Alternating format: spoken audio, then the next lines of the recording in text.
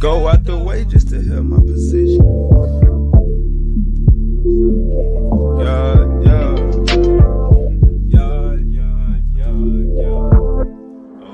Out this world production. Go out the way just to help my position. When I was broke, I just knew I would get it. That hate shit you want ain't no good for my spirit. It is what it is, I got tired of forgiving. Mouth full of ghost crackers smiling and glisten. Out with the old, my phone jumping this Wednesday. Knew I was special, just needed to listen. Lift up a latch and detaching the ceiling. Super Dushani, the motherfucking greatest. This my new rental, don't care, I drag racing. In your apartment, I'm popping the latest. Started finessing, so that's how we played it. Stepped envelopes, got it right on my brothers. No competition, we shine with each other. So many nights had my mind in the gutter. Mama told me like, boy, keep it together. Link with a big booty freak, it's whatever. Bet like a ring, we ain't cutting, we wrestle. Call my connect, need a package of pressure. Mind on my money, you know how I'm stepping. Take your advice, but I really ain't need it. You in my presence, 1K, how you keep it?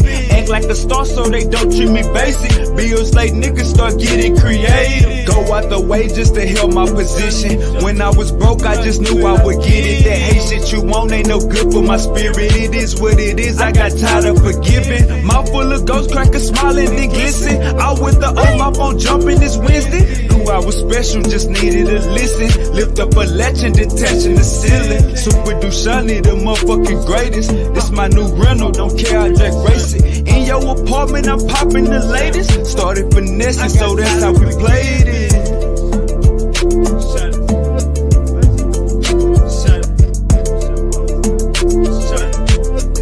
I'm detaching the ceiling.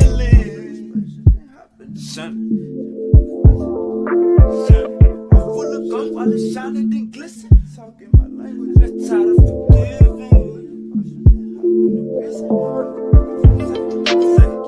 Mouth full of ghost crackers smiling and glisten. Out with the old, my phone jumping this Wednesday. Go out the way.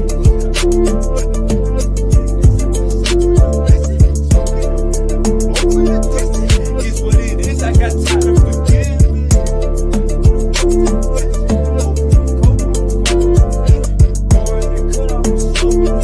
It is what it is, I get it in the minute. I call you back in the minute.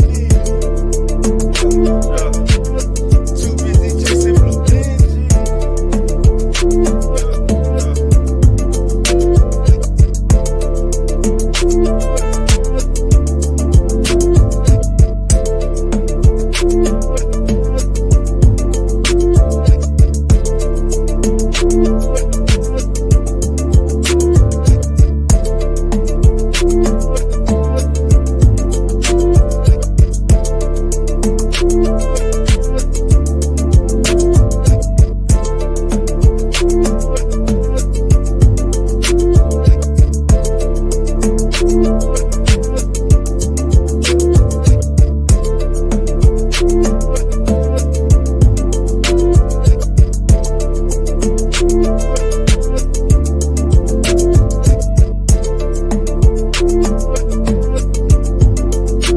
Chris Love go too crazy. Chris Love go too crazy.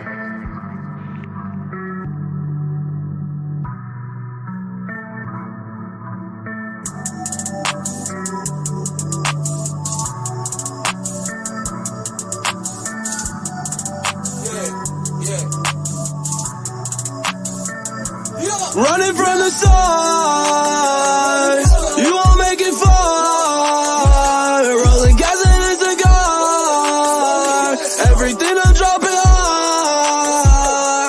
Running from the sun, you won't make it far. Rolling gas in a cigar, everything I'm dropping hard. Yeah. Smoking dope, get my mind right. Wavy in the limelight, nose bleeding, eyes white. Diamonds in my highlights, wasting all your weed in the wood and your eyes white. Fucking stays out if I die bright. Rockin' Pine Club, gotta check my presentation. I'm supplying medication, hate to see my bias waiting. Couldn't bond out at the station, had to reevaluate shit. Some things are to explain, but I'm here, congratulations. Get smoke from Portland, I'm a trailblazer. All smiley faces and pinky locks when the mail came. Send me booty pics if I go back to the jail cage. Need another clock, what I'm weighing, make my scale break. Running from the stars, you won't make it far. Rolling gas in a cigar, everything I'm dropping hard. Running from the stars, you won't make it far. Rolling gas in a cigar, everything I'm dropping hard. Somebody tell a waitress I'm ordering lobster. She was begging me to pop her, so I popped her. Wade Guard official, you can tell by his posture. I just signed new shooters to my rosters. I be feeling like I'm famous already. How they heard about brand new information y'all telling? Dead broke to any damn thing y'all selling. Got new hundreds on me right now, you can smell it. Bought a new plug and bought a rollie. Bodies acting like they owe me. Guacamole and anchovies. Real nigga in your face. Fake shit, I don't condone it. Man, these bodies be baloney. On my person is some doty. Everything I'm dropping hard. Best dope up in the city. She like, wavy, come and get me. Send a kite if you miss me. Treat the third like the first. Got a meeting by some Benji. I ain't turning down nothing if it's in my best interest. Running from the stars, you won't make it far. Rolling gas in a cigar, everything I'm dropping hard. Running from the stars, you won't make it far. Rolling gas in a cigar, everything I'm dropping hard.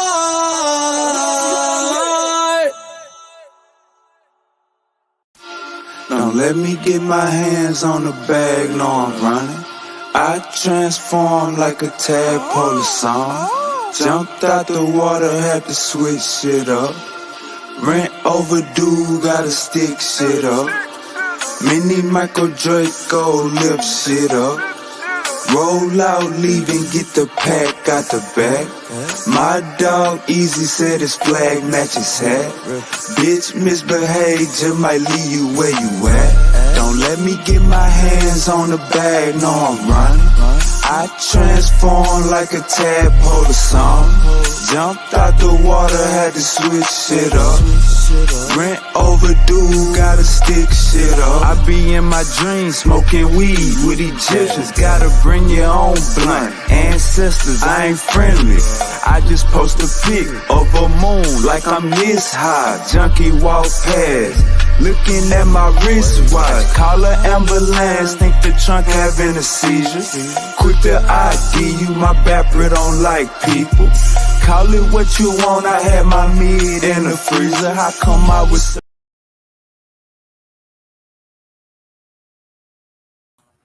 Peace. Uncle Leroy, what's goody? Yeah, man, what it do, man? Come on, man. I like that green screen, man. I like that green screen. Yeah. That's our tribal flag. Overstood. Hey, so See the whole thing. See the whole thing. Oh yeah, that's nice. I see that. Hey, so I was our last conversation.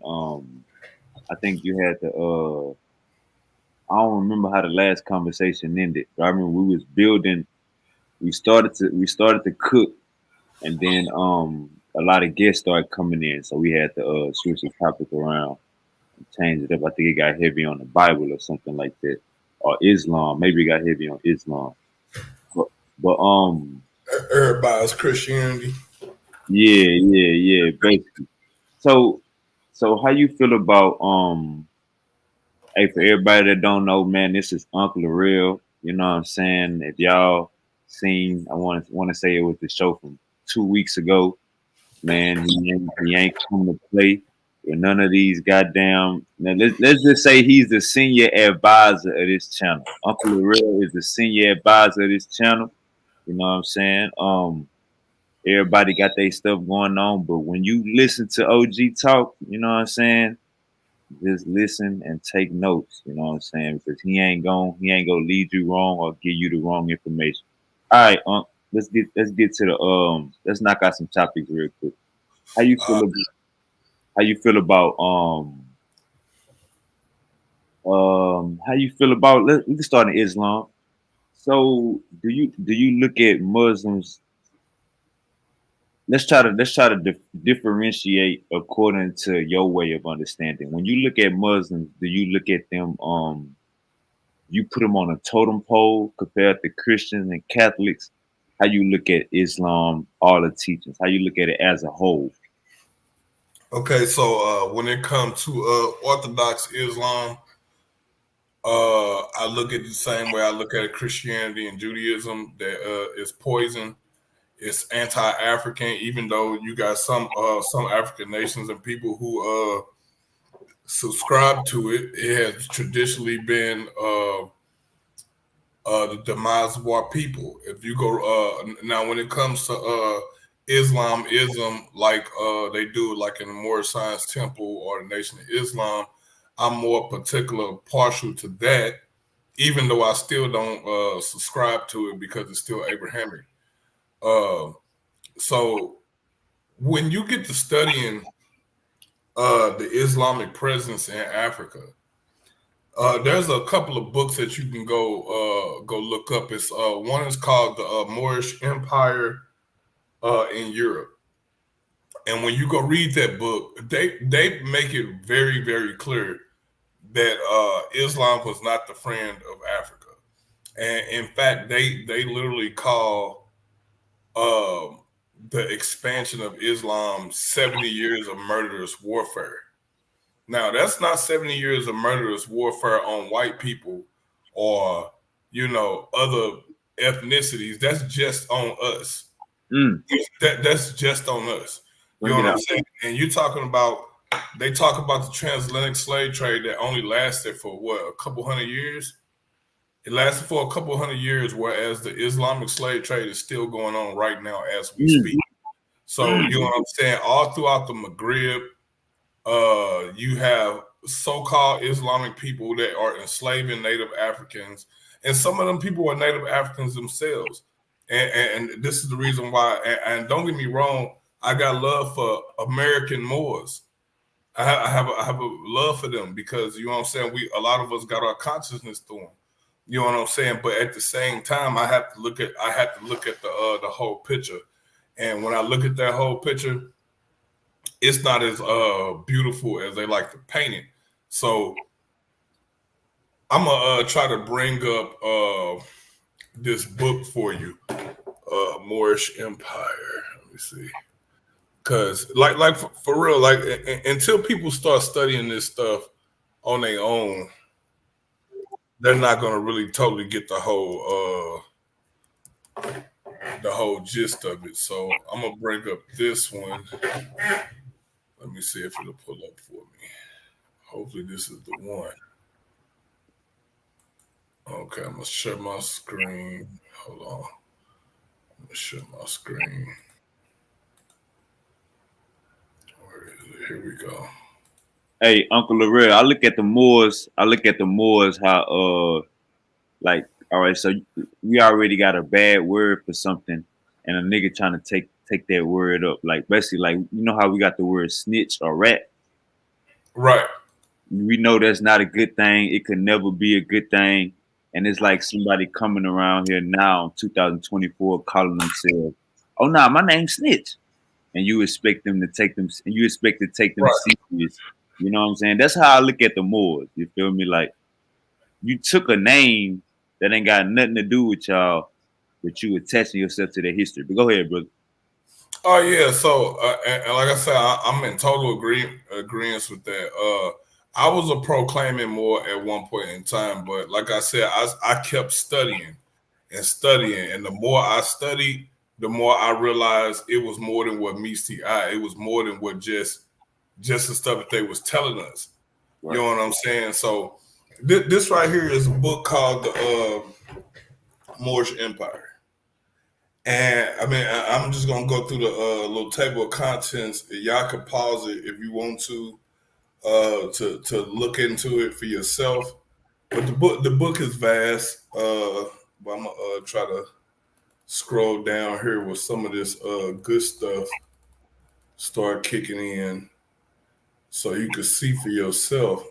So this is the book, The Moorish Empire. You see it's a historical epitome, right? And this right here literally outlines what they were doing. And you see it was wrote in 1899, right? So we gonna slide on down here, cause y'all really got to see this for what it is. Let me see. Let me find this part, cause this is most definitely the book. And like I said, if y'all really start studying this stuff for what it is, man, you won't be confused about our plight and how everybody is basically using playing on our emotions and stuff like that in order to get what they want out of us. So right here, you see this is gonna start right here with the Mauritania. See, people when they hear the word Moor, they think that it's a indigenous name. It's not. It's a variation of Mori coming from like the Greek, Roman, Latin bullshit. And then you see this right here, it's talking about the Mohammedan invasion. See, now you have to dive off into this stuff because they say stuff in here that give you clues. Like, okay, for instance, when you talk to a more American Moor, they like to Mooricize everything. So they'll be like, Hannibal Barker was a Moor because he was Carthaginian, right? And then they'll even turn around and call him Hannibal Barker Bay. They'll call him Hannibal Barker Bay as if that's his real name. And it's not his name. His father, Gannibal, and then you have him, Hannibal, and they were Carthaginians. They worship Baal. They worship Baal. They didn't worship Allah. They didn't worship Chemosh, which is the Moabite god. You know what I'm saying? They wasn't worshiping Yahweh per se. So this document literally tells you that it was the Carthaginians that held off the Moors, that held off Islam. And it wasn't until the fall of the Carthaginians that the Moors were able to successfully invade North Africa, because they were literally stopping them from doing that. And they were not friends, they were not allies. You know what I'm saying? So I'm gonna slide down here so y'all can see it for yourself. Let me see where it started. Let me see. Big right Jalen in the building. Big Jalen was good. Let me find this part right here. Like look, I mean, and look at this right here. Like, here's a megalithic remains from Missouri, and that's clearly an obelisk. You know what I'm saying? Like that. That's clearly an obelisk. So it said, but now we begin to hear of strangers, savages, or savage, inhospitable tribes. Some of them troglodytes. When you see this word troglodyte, troglodyte means a cave dwelling ape. That's what that word means. Or cave dwellers. And see, they put it right here. It says who furnished Hanno, when they talk about Hanno, they're talking about Hannibal, with interpreters.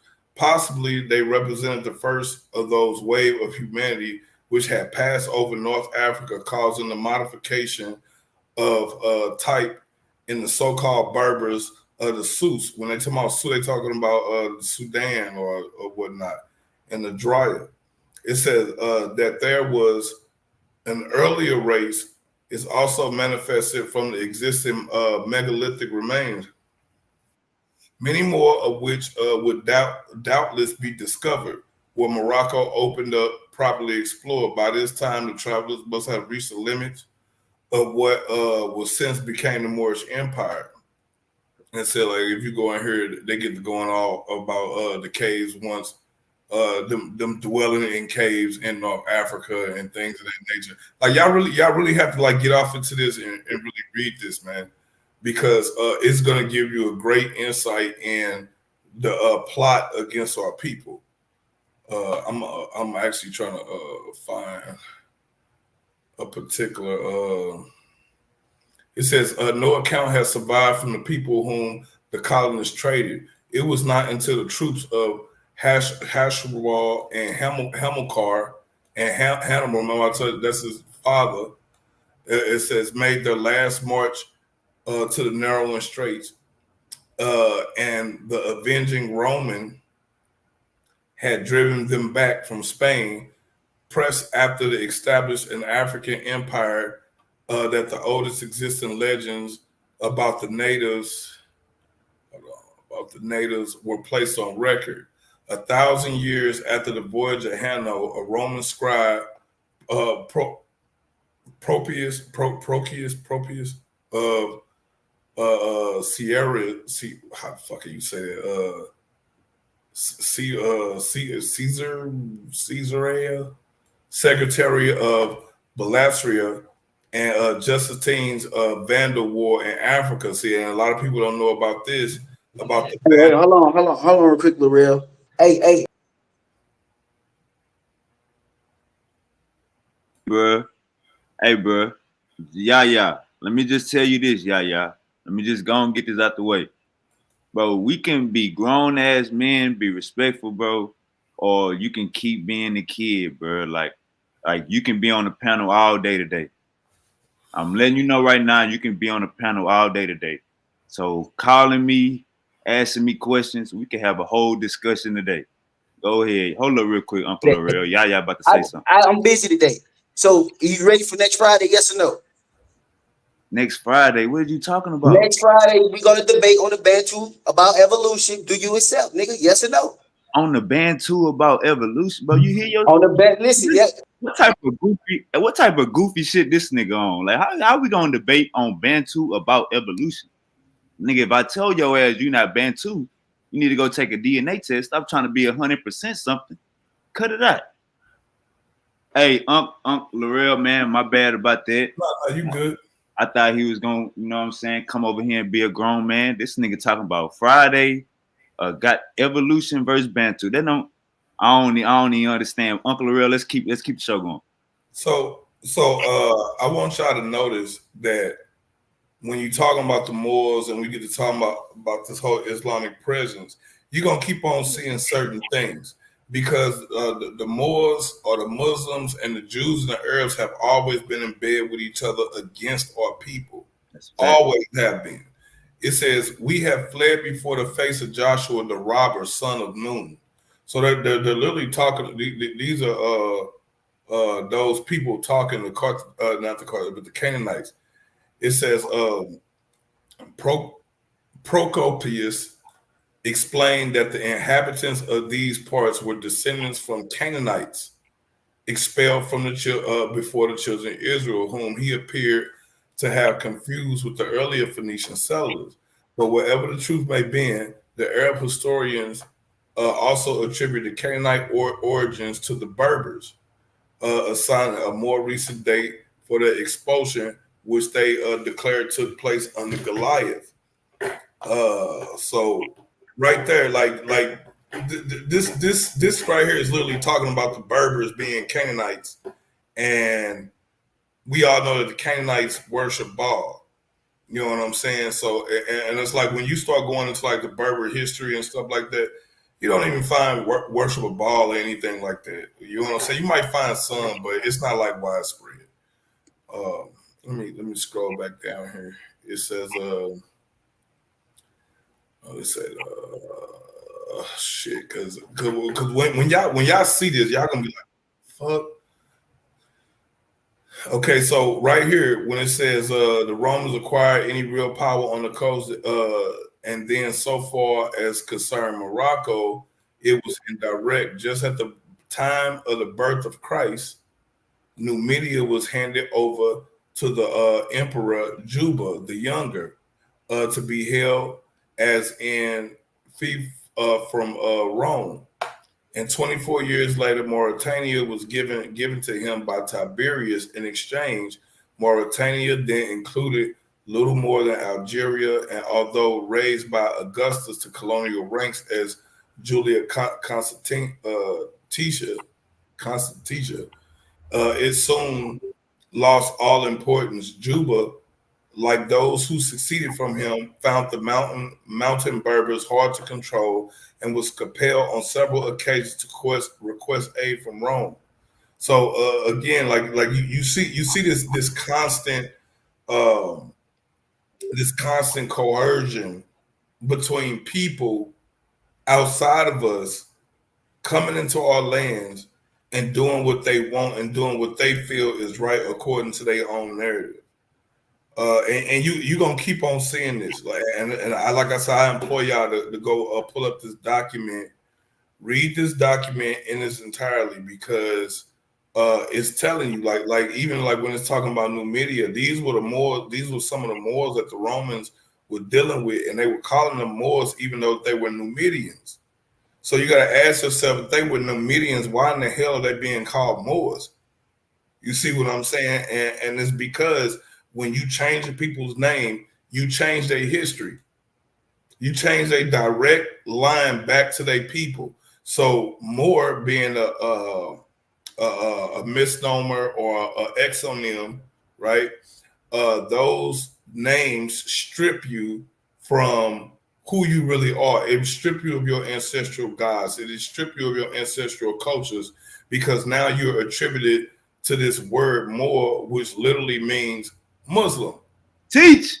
Which literally means dark skin in relation to Europeans. That's what it means.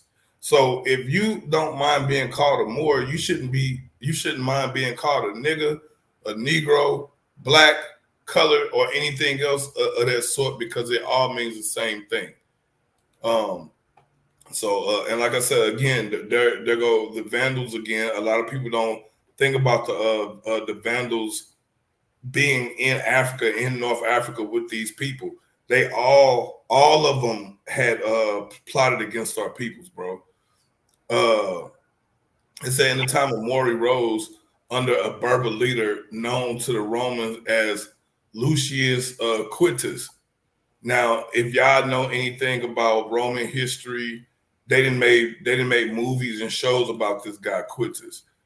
In fact, I think he was a gladiator in one of those movies. They had a whole show about dude Quintus. You know what I'm saying? And like they actually be like cluing us in on a lot of this stuff. It's just we don't be paying attention because we don't pay attention to African history and stuff like that.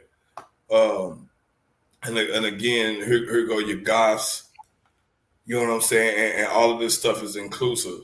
It says in early Morocco must have been very much exaggerated in dealing with records in times. It is imperative to bear in mind that the narrow meaning of such terms as Africa, Numidia, Mauritania, the Maori, and the Berbers, all of which have now a far wider application, calculated to produce erroneous impressions.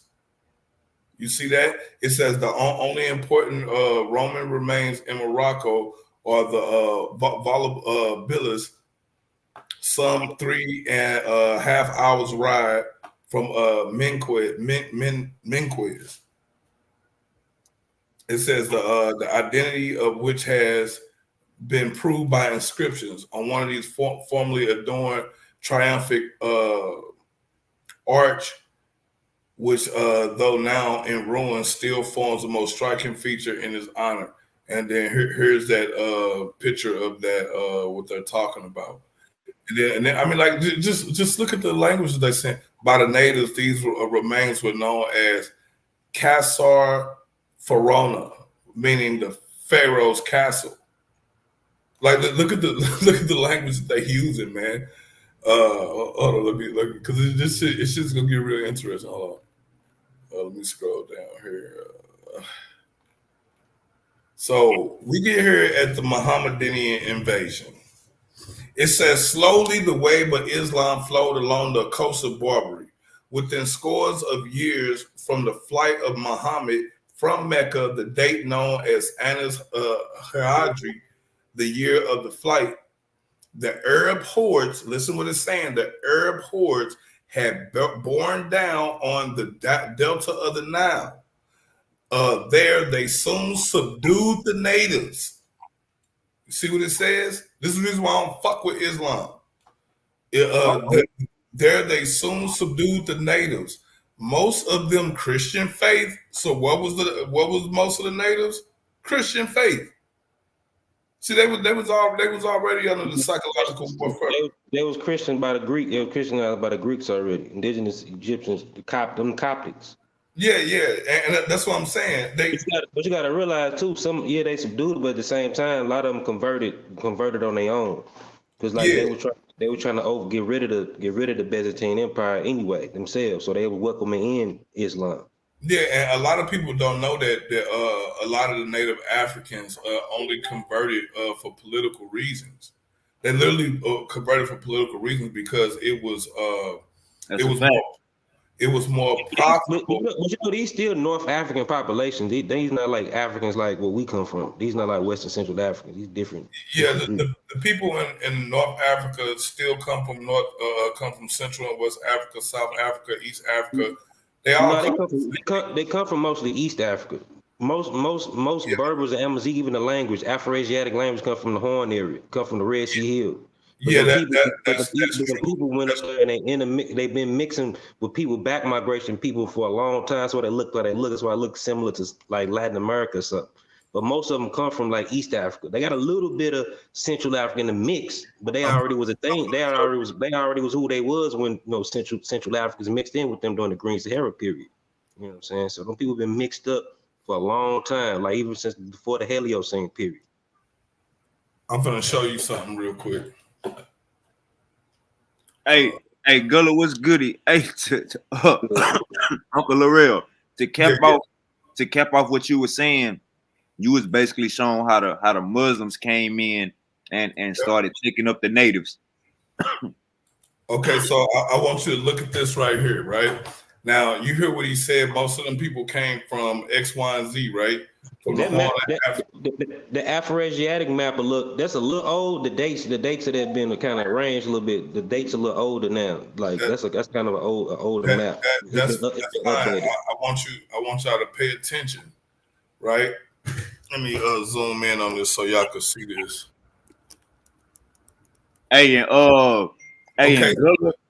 Gullah, this Uncle Laurel, this Gullah, man. When I say we got two powerful minds on the platform right now, I just want to introduce y'all, man. Both of y'all staples on the channel, you know what I'm saying, and both of y'all got great information. Let's go. Okay, so now this right here is talking about the proposed spread of the Afro-Asiatic languages.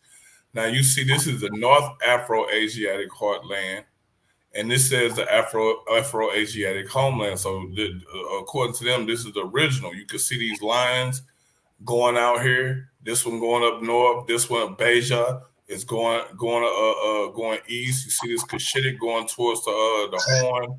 You see this one coming there, but look, the only arrow that's going to the Asiatic homeland comes from where?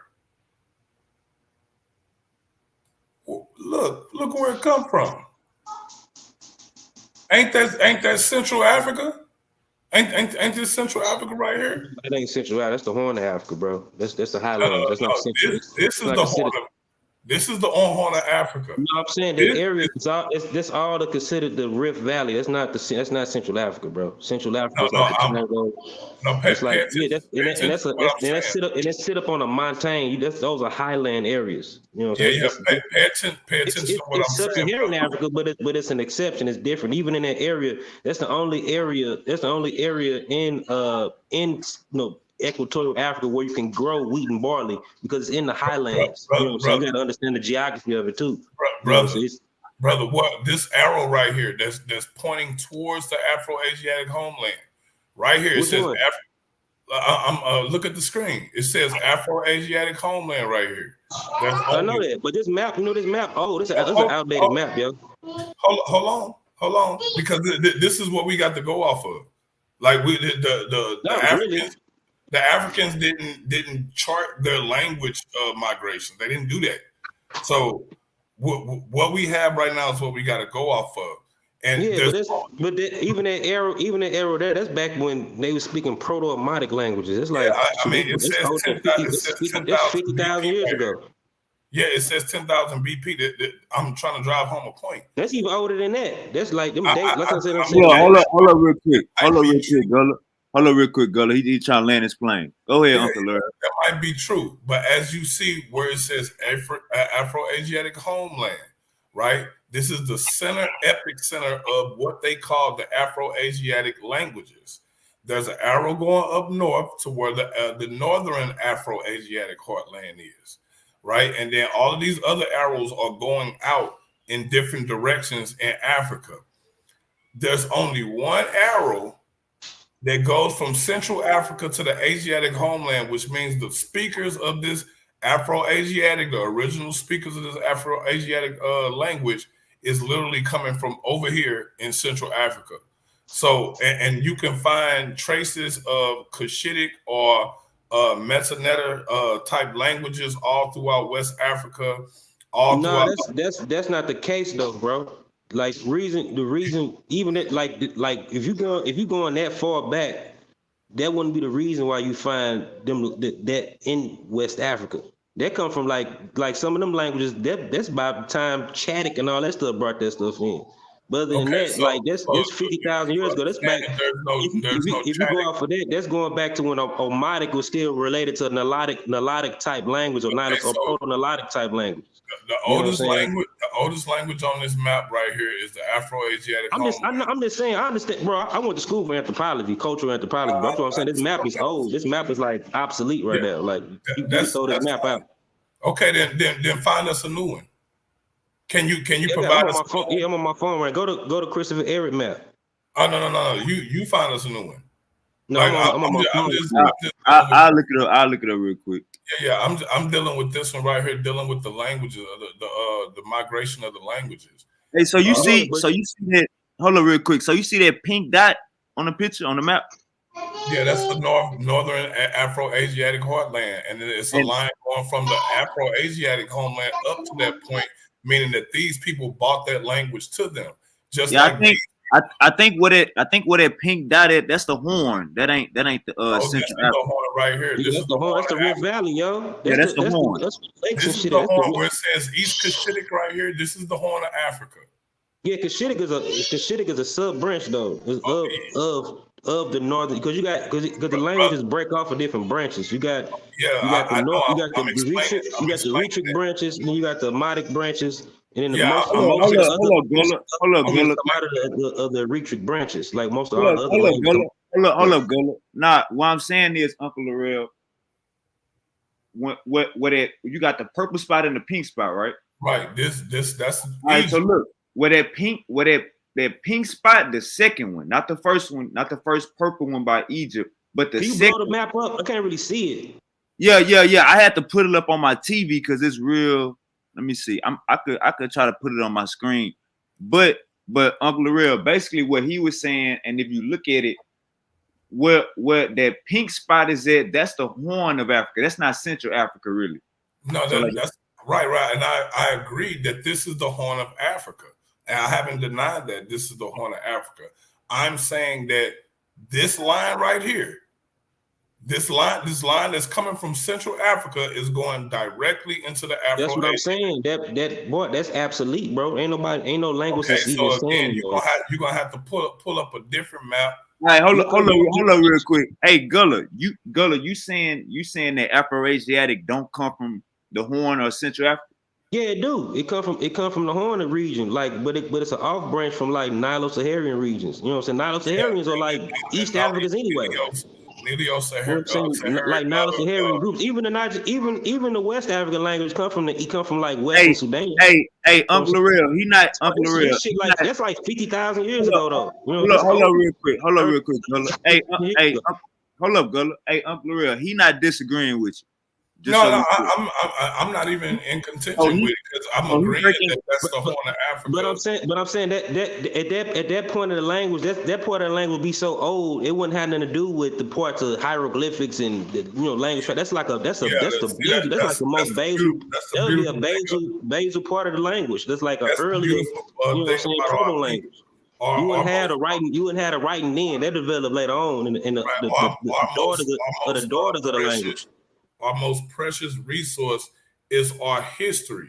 It's not the gold, it's not the diamonds, it's not the oil. It's our ancestral history. That is where all of our jewels is actually coming from. Depending on the culture, you got different cultures in Africa. People in different cultures praise different things.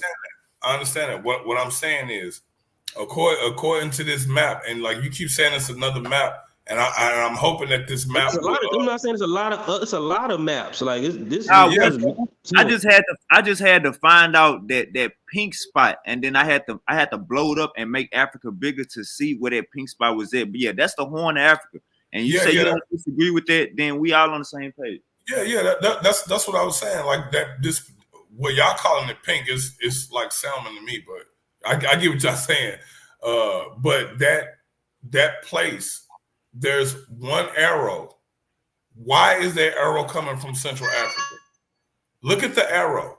Why is that? Why is this coming from Central Africa? Because they assume that's where the proto language comes from. But then now, in more recent era, they saying that even the proto language was still in them same areas. Like it come from like the east. A lot of Africans was in the east before they even went west. You know what I'm saying? Yeah, like, that's what they assume. But it was still central. They still come from them lake, like the ancestors still come from them lake regions because the ancestors was like Hadza like Nilotic like type people. That's like in a hunter gatherer phase. You know what I'm saying? They weren't even grain collecting and like that. According to who was in the hunting gatherer stage, like that. That's what I'm saying. Like until the lion is writing his own history, the hunter will always be the glorified one. So what I'm talking about is coming from our own ancestors. They're coming from our own perspective, not an outside perspective. No, these won't be our ancestors though, because we don't come from them Africans. We come from Western Central Africa, bro. People from Western Central Africa come from South Africa and East Africa. I know, but they come from different populations though. You know what I'm saying? They ain't the same people. It's the same population that broke off in migrated at different times. It's the same people. It's the same. And that's the case. You can include Europeans and Asiatics in there too. I could if I wanted to be inclusive. So far, you know what I'm saying? I wanted to be inclusive with them. But I'm saying I'm not even talking about them right now. I'm talking about us. But I'm saying we was already in Africa. We was already separated into different people by then. Like it ain't like Africa ain't no big old bubble where people like. I never said it was a unified idea. I'm not saying that. I'm saying that these people, just like your own family right now, you got branches and parts of your family that's all over the country, and just because one lives in LA and the other one might live in South America. Brother, that's what I'm saying though. I'm talking, man. That's what I'm saying. Like if we consider Niger Congo people, we already branched off. We already come from a more basal group than East Africans anyway. Especially Afro-Asiatics people, they're a younger group. But we already was separated from them. Hey Gullah, what's going on? Hey Gullah, what's going on is he looking at Africa as a whole. He not looking at Africa. But you can't look at it like that. But you can. You can have regular conversations without chopping up Africa. You can have regular conversations. You got to, bro, because you got different gene pools, bro. Like it's like Sorkieta. It's like Dr. Sorkieta say Africa. You can't describe it in one way. That's an inaccurate methodology. Gullah, he not acting like he none of these people. He's talking about history right now. He ain't saying but I'm saying you can't bubble it all up and lump everything up in one thing. Gullah, he not bubbling it all up. We having a conversation without cutting Africa up. That's what we doing. That's all we doing. So that's what a misconception that he not claiming none of this shit. He talking about us as people. Yeah. I know. He said our ancestors. Gullah. anybody from Africa is our ancestors, bro. We can't say that, bro. If you Afro-Asiatic, bro, you too young to be my ancestor. My people come from Niger Congo people, bro. That's but that's exactly what people I don't claim on everybody in Africa. Everybody in Africa is not my ancestor. That's not true. Africa's diverse. I come from them drum beat niggas. I don't come from string instrument. Hey, Gullah, hold up. Let him finish what he was doing, because we can have regular conversations without chopping Africa up. Go ahead, Uncle Larrell. So you gotta chop it up. Well, I don't feel like you have to, and neither does the African Union, because they're eliminating all of those European borders. So my thing is, I'm talking about the Congo people. I'm talking about these Central Africans and West African people. I'm saying that they are the originals. These are the originals, and they migrated to the east, and then they migrated north, and they migrated back west. That's inaccurate, though, bro. That's why I say this map is old, bro. It's a bunch of back and forth. East. Like they've been east, like, you know what I'm saying? Like human, like nobody in the west shit. Okay, let me ask you this question: what group of West Africans do you identify with?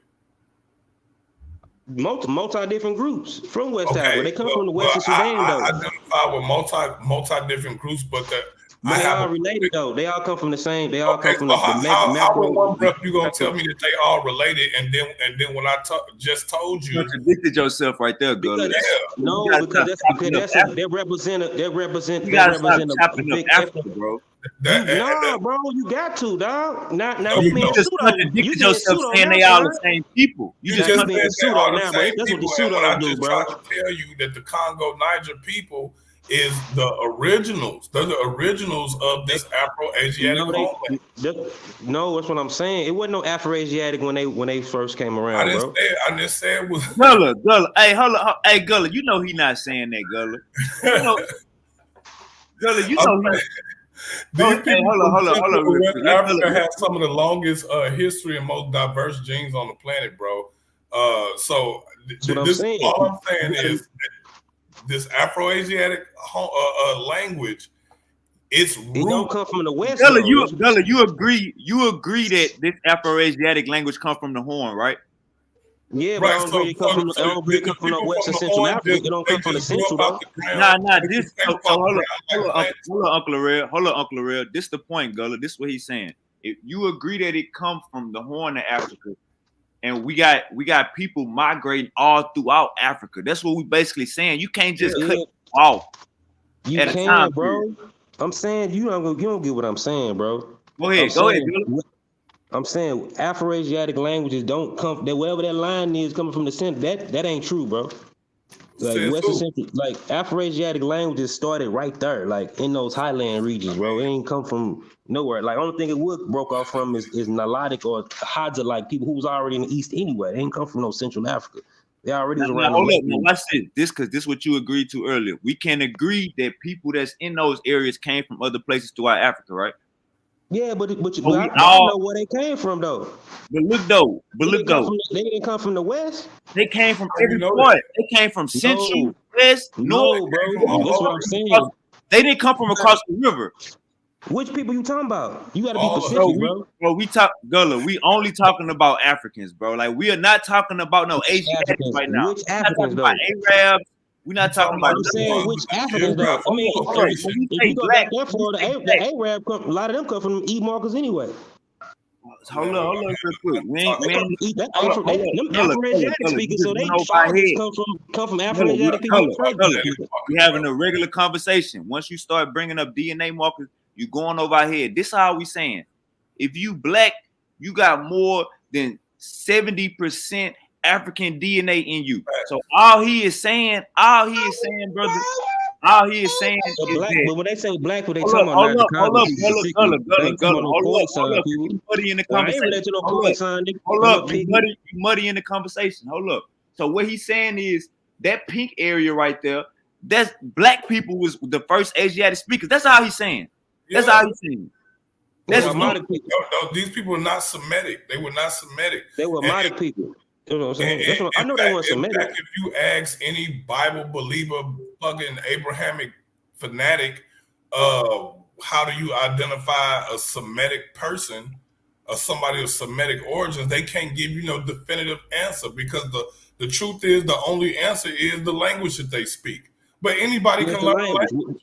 Yeah, whatever that language is, it comes from northern. It comes from northern Afro-Asiatic language. It's a branch. It's a branch of that. You can call the name. You can call the language anything. But you just said wherever they come from, that language come from the northern Afro-Asiatic land. That's what you just said.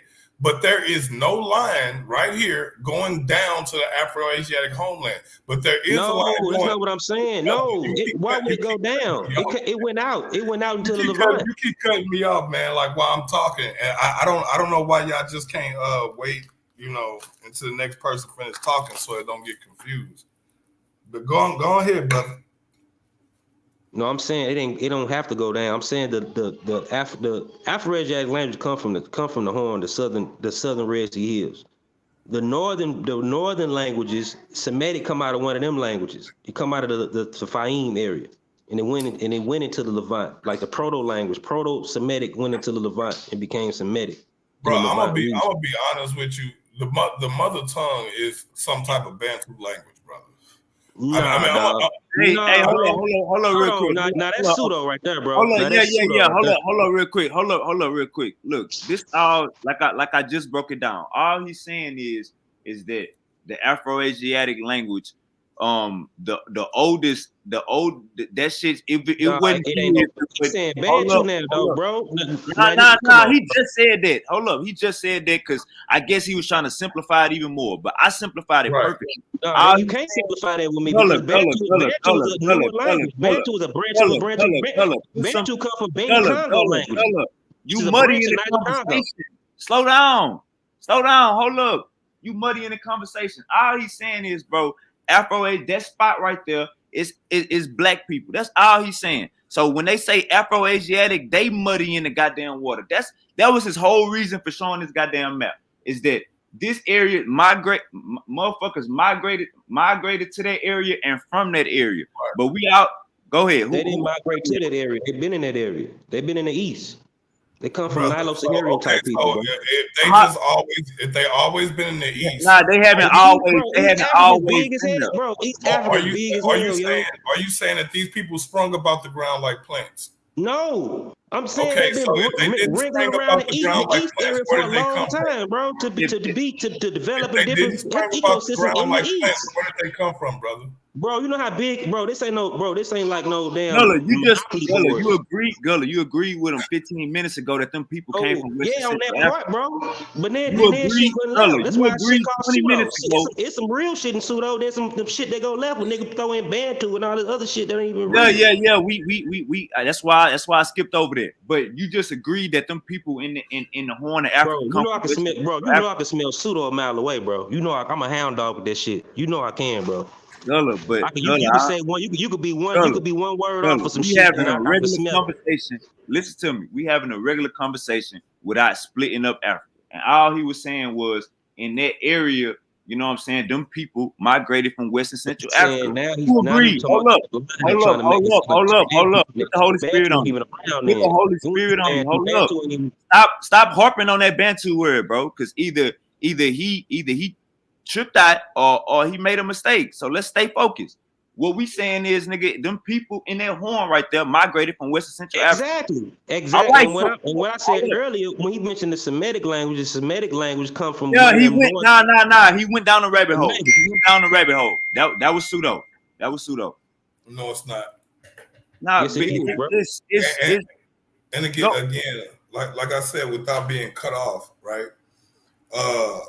These people didn't spring up out the ground like corn. I didn't say they spread up on the ground. They ancestors wriggle around the east area around the lake region. You don't have to filibuster on every comment. You don't have to do that. We're having a conversation. What I said, though. If you saying something that I said, I'm gonna say it because I ain't saying that. I haven't said anything that you said. I'm talking about what I'm saying. Hold up. Hey, Uncle Real, say your part about that Semitic thing again. Right. What I'm saying is when you started. Remember, let's be honest. You started out. Hold up, Uncle Real. Let's be honest though. You started out by saying, but you ask a Bible believer or according to Bible believers. That's where it started getting pseudo with. Yeah, that's what I'm telling you because right here where it says Semitic. What is Semitic in reference to? Get your whole point out. Hold up, Gullah. Uncle Lorel, get your whole point out so then we can come in. Okay, so the whole reason why it says Semitic and Cushitic is because they're running up under the Hamite Cushite theory. That's what they're talking about. They're talking about Ham, Shem, and Japheth. Hey, Gullah. Hold up. Hey, that's your keep going, brother. I don't think that was saying Greenberg overturned it already though. Yeah, that's already been done. Yeah. Hold up, Gullah, because we probably don't. Okay, we probably don't have no this is my whole point. Like right here, where is you see Elamitic, you see Semitic, you see Cushitic. These are all names and stuff that's coming out of the Bible. This is all Bible stuff. A lot of this the politics and things of that nature is because of religion. All of this stuff that we going through is because of religion. We got enslaved. Hold up, Uncle Lorel. So you know this map pseudo then? Well, it's not. This is a linguistic map. It's not necessarily just because something is given a coin name. You know what I'm saying? Yeah, it's from it originally come from that. You know what I'm saying? Ham, sham, shit. But now they know they ain't got nothing to do with it. But they still use it. Even though we every time you get on TV and you hear somebody talk about Jews, what they say? Oh, they're anti-Semitic. So it's nah. I see. And they wrong for saying that. I mean, they might be wrong. They ain't the only Semitic people. The whole planet is still operating off of this, regardless if we agree with it or not. That's political. You mix a political terminology with scientific coining words. It runs the planet, brother. It runs the planet. The religion runs the planet. Understand what there's no way to duck this. Nah, hey, real quick, Uncle Lorel. When it come to science, religion don't run the planet. So like science don't use a lot of these terms. Yeah, no, I'm not talking about. Even though you might see a term that come from the Bible, don't mean it's necessarily biblical either. It's just a coin term to call. It's a coin term or two that they use to call something. Like we know Cushitic. When they say Cushitic, they ain't talking about the ham sham shit. They just a name they gave a language to. Hey, Uncle Lorel.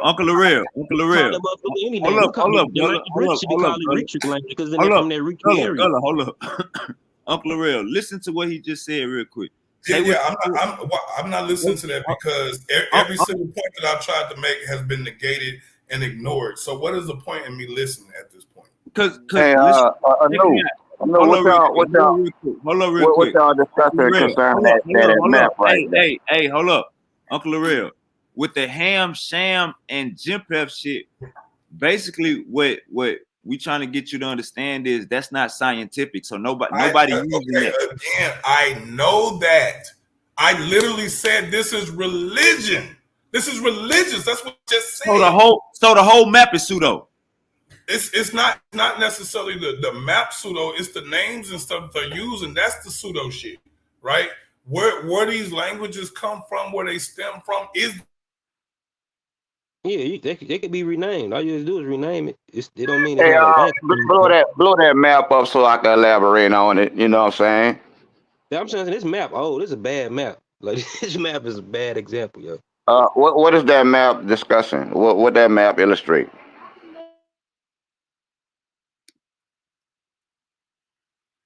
King Naga, what's good? I'm just showing the Afro-Asiatic origins languages. Yeah, right. And that's what that map dealing with. It's dealing with the Afro-Asiatic homeland, the Afro-Asiatic Hyatt, which is squarely in East Africa. But I want him to blow the map up so I can show y'all something. Yeah, I mean, I've been trying to explain that point, but I keep getting cut off. So that's what I'm saying. This map is old though. This map is obsolete, yo. That map not obsolete. It's an older map, bro. Look what year this map came out. It's good. It's good showing with the arrows. With the arrows is good, but the names are the him, sham, and Japheth stuff is obsolete. Let me find. Yeah, that's the absolute. Right. I mean, but I mean, we all. I'm pretty sure we all understand that those are all exonyms that were applied to specific Exactly. people. We all understand that. But what I want them to blow the map up the show is that yeah, the Afro-Asiatic homeland is in the area around Eritrea, Ethiopia, and stuff. But it's only one arrow going to that homeland, That's to what that that's what I'm saying. Afro-Asiatic That's what I'm saying. origin point. That line will be inaccurate because they didn't come from the west and went east. They always been in the east. They just come from I mean, older populations that's been in the east. They didn't brother, spring up out the ground. Them early like proto not like Nilo-Saharan groups are like the most basal group in the east anyway. You know, to Sudan. Hey, if y'all try to argue, the details, Gullah gonna be right. If y'all stick to the concept that we all agree. I mean, no, he is not because hold on real quick, because hold on real quick, brother. I'm gonna let you finish. You got the flow. I'm about to let you finish. If we all agree that these people are the originals of this Afro-Asiatic language, or this horn of Africa right here that they pointing out. If we all agree, Gullah, hold up. That's the reason why we confused right now. Hold on real quick, because we're making this more difficult than it need to be. If we all agree that them people in the Horn of Africa migrated there from West and Central Africa, then we all is in agreement. Once we start trying to break it down, they got proto-languages that Gullah can be right on saying they was there, and then people was always moving. So it can get hairy. Right. But brother, what I'm trying to point out is that proto language that you're talking about, that both Niger Congo and Nilo-Saharan descend from, would be proto Niger Congo or proto Niger Cardassian, which became. Bro, you fucking it up, yes, bro. Yes. Niger Cardassian Just let him land the plane. God. Hey, Gullah, hold up, Gullah, let him finish. Go ahead, finish, King. Right, so it's like you will be talking about a proto-Niger Congo, a proto-Niger Cardassian language, which gave birth to these other language families. You know what I'm saying? So when you say proto-Niger Congo, when you say Niger Congo, just cut them off. Bro, because I see the logical fallacy right here. Well, By you saying Niger Congo, let me just say this. By you saying Niger Congo, Niger Congo, you hold up, Uncle Laurel. If you ain't catch the mistake, then that's your fault. By you saying proto Niger Congo, he's seen my linguistic. Your Uncle Laurel have seen my linguistic work on the matter, brother. He have seen me putting this together, pointing out the cognates all the way back. King, brother, King, it's not one way. So when you say proto Niger Congo, you going straight to West and Central Africa. What Gullah is saying is, no, I'm not, brother. You have to Niger Congo. Where's that at? Niger Cardassian is his own thing, bro. Niger did not bring birth to no Nilo-Saharan. Uncle Laurel, we can't be talking about cars and then you start talking about flip-flops. That's what just happened. No, it's not. No, it's not. Brother, what happened was I'm trying to talk and build a narrative. Every single time he interjects, it takes the conversation somewhere else, and I got to respond to something else that has nothing to do with what I'm talking about. That's the problem. See, you trying to connect from east from western migration to the east or something, bro. We could just have decorum, and you could just wait for your turn. Okay. The brother who said I'm fine. Are we gonna be adults? Are we gonna play the high school playground shit? Like, what we gonna do? The brother who just made the statement that I'm trying to connect East and West people together. I want to ask you a question. Are these languages, Hey, Gullah, damn, bro. Gullah, you gotta have decorum, bro. I don't care if you feel like you're dealing with pseudos. You gotta have decorum, bro. They don't stop. I want to Gullah. I'm gonna cut straight to the point. Are people trees? Bro, I'm not pseudo, bro. So we That's a can't yes even or try no to question, play that brother. shit. Brother, that's a yes or no question. Are people Hey, treated? What I'm King. saying is Hey, your hold up, methodology of brother, the hold up. We're migration not is gonna get wrong, nowhere. bro. We're not gonna get nowhere with that. Hey, King, go ahead and finish your point. Make your You point, ain't gonna King. get nowhere with that because I ain't no pseudo All at right, all, all bro. right, Gullah, Straight mute up your mic, science. bro. Right, Gullah, we man. don't want to hear that. Mute your mic, bro. Hold up. I'm Gullah. How many African languages have you Hey, studied? hey, King. You asking mute point. Yeah, You asking don't mute ask no questions. questions, Just land Ruben. your Just I plane. studied a lot listen, of bro. African languages. I went to That's school one. for Hey, anthropology, bro. Gullah. You But good, bro? Hold up. anthropology and linguistics Hey, two different fields, brother. No, King, it's check not. me out. And linguistics is Yeah, under the yes, it field is. of Hey, anthropology. So I don't know Uncle if you don't know what There's you're talking about, linguistic bro. anthropology, yes. But Yeah. anthropology and linguistics is two different fields, brother. And what I'm No. telling you is, those people, Linguistics is a brother, Bro, I'm bro, about to dip out, subtopic bro. under anthropology, bro. You If wrong you about keep that, on bro. interjecting, I'm done. You have to let people build. You keep on trying to take the tools from everybody else and do shit yourself. You can't do No, this all not on your really. own. Not really. I Hey, let y'all hold build up, real shit quick. the shit mud and got together. Hey, Gullah. All right, hold up. Hey, King, don't ask Gullah no questions. Just finish up. Just finish your all point. right, well, I'm gonna finish my point. My point is this: the people are Niger Congo speaking people have never been a stagnant or stationary people. They have always migrated from point to point in that continent. And what this map is showing you, until he could provide a more updated map with updated information, is showing you that the speakers or the languages that the proto Afro-Asiatic come from, or it will come from out of the Congo, because that's where the arrow is coming from. It will come from out of the heart of where you find Niger Congo languages today, right? Bro, Niger And Congo people it don't is even a come from fact, the Congo. They come from Western bro. You Sudan, bro. They don't even damn, come from bro. the Congo. They migrated to the Congo as the Bantu Brother, Hey, migration, bro. that if that you was let Brother, the him you that was just the. finish, you or just you said just gonna Hey, hold up real you you know quick. what, They Ruben? Hey, migrated to hold the up. they migrated to the Congo Everybody hold up. Everybody around hold up.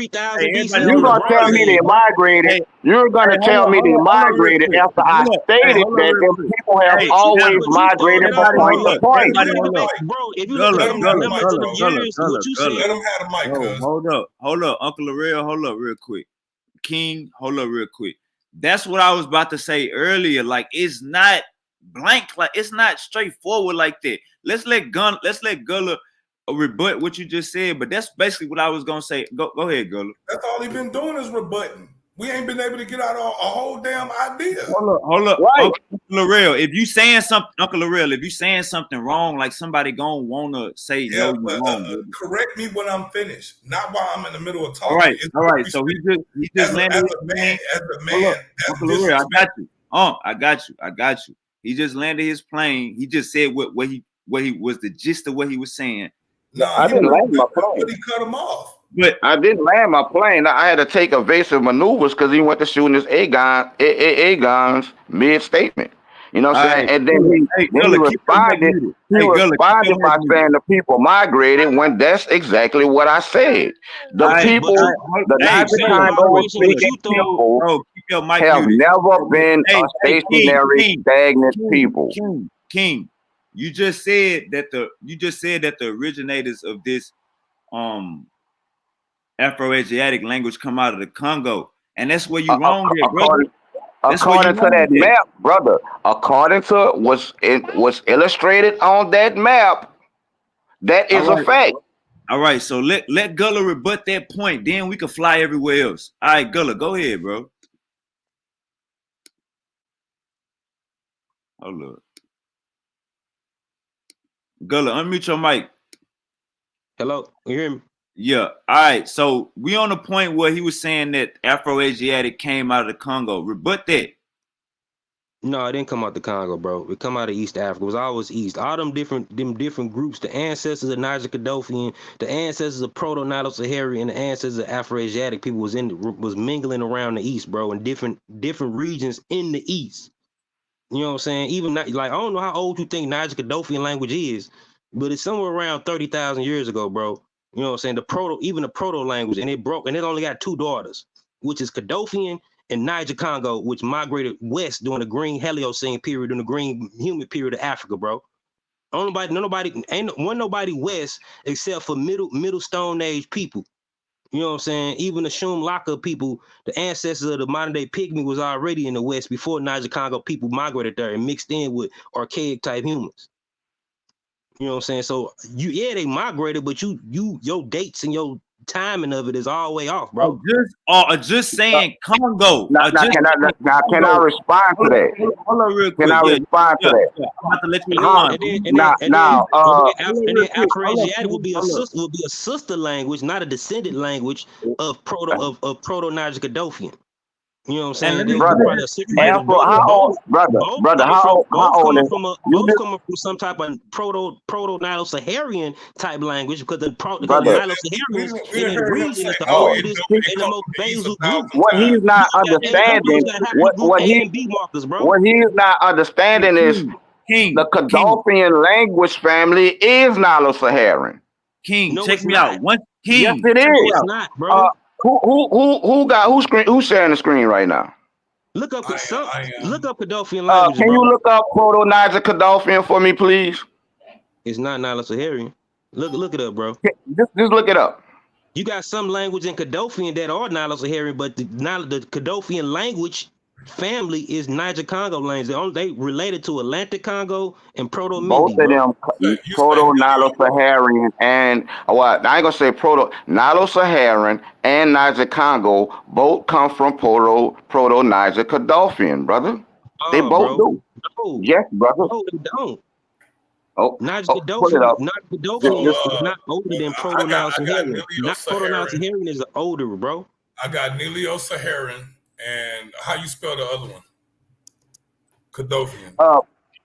It starts with a K. K-O-R-D. I think it's A-F-I-A-N. Hold on, I got the Christopher Everett book right here, bro.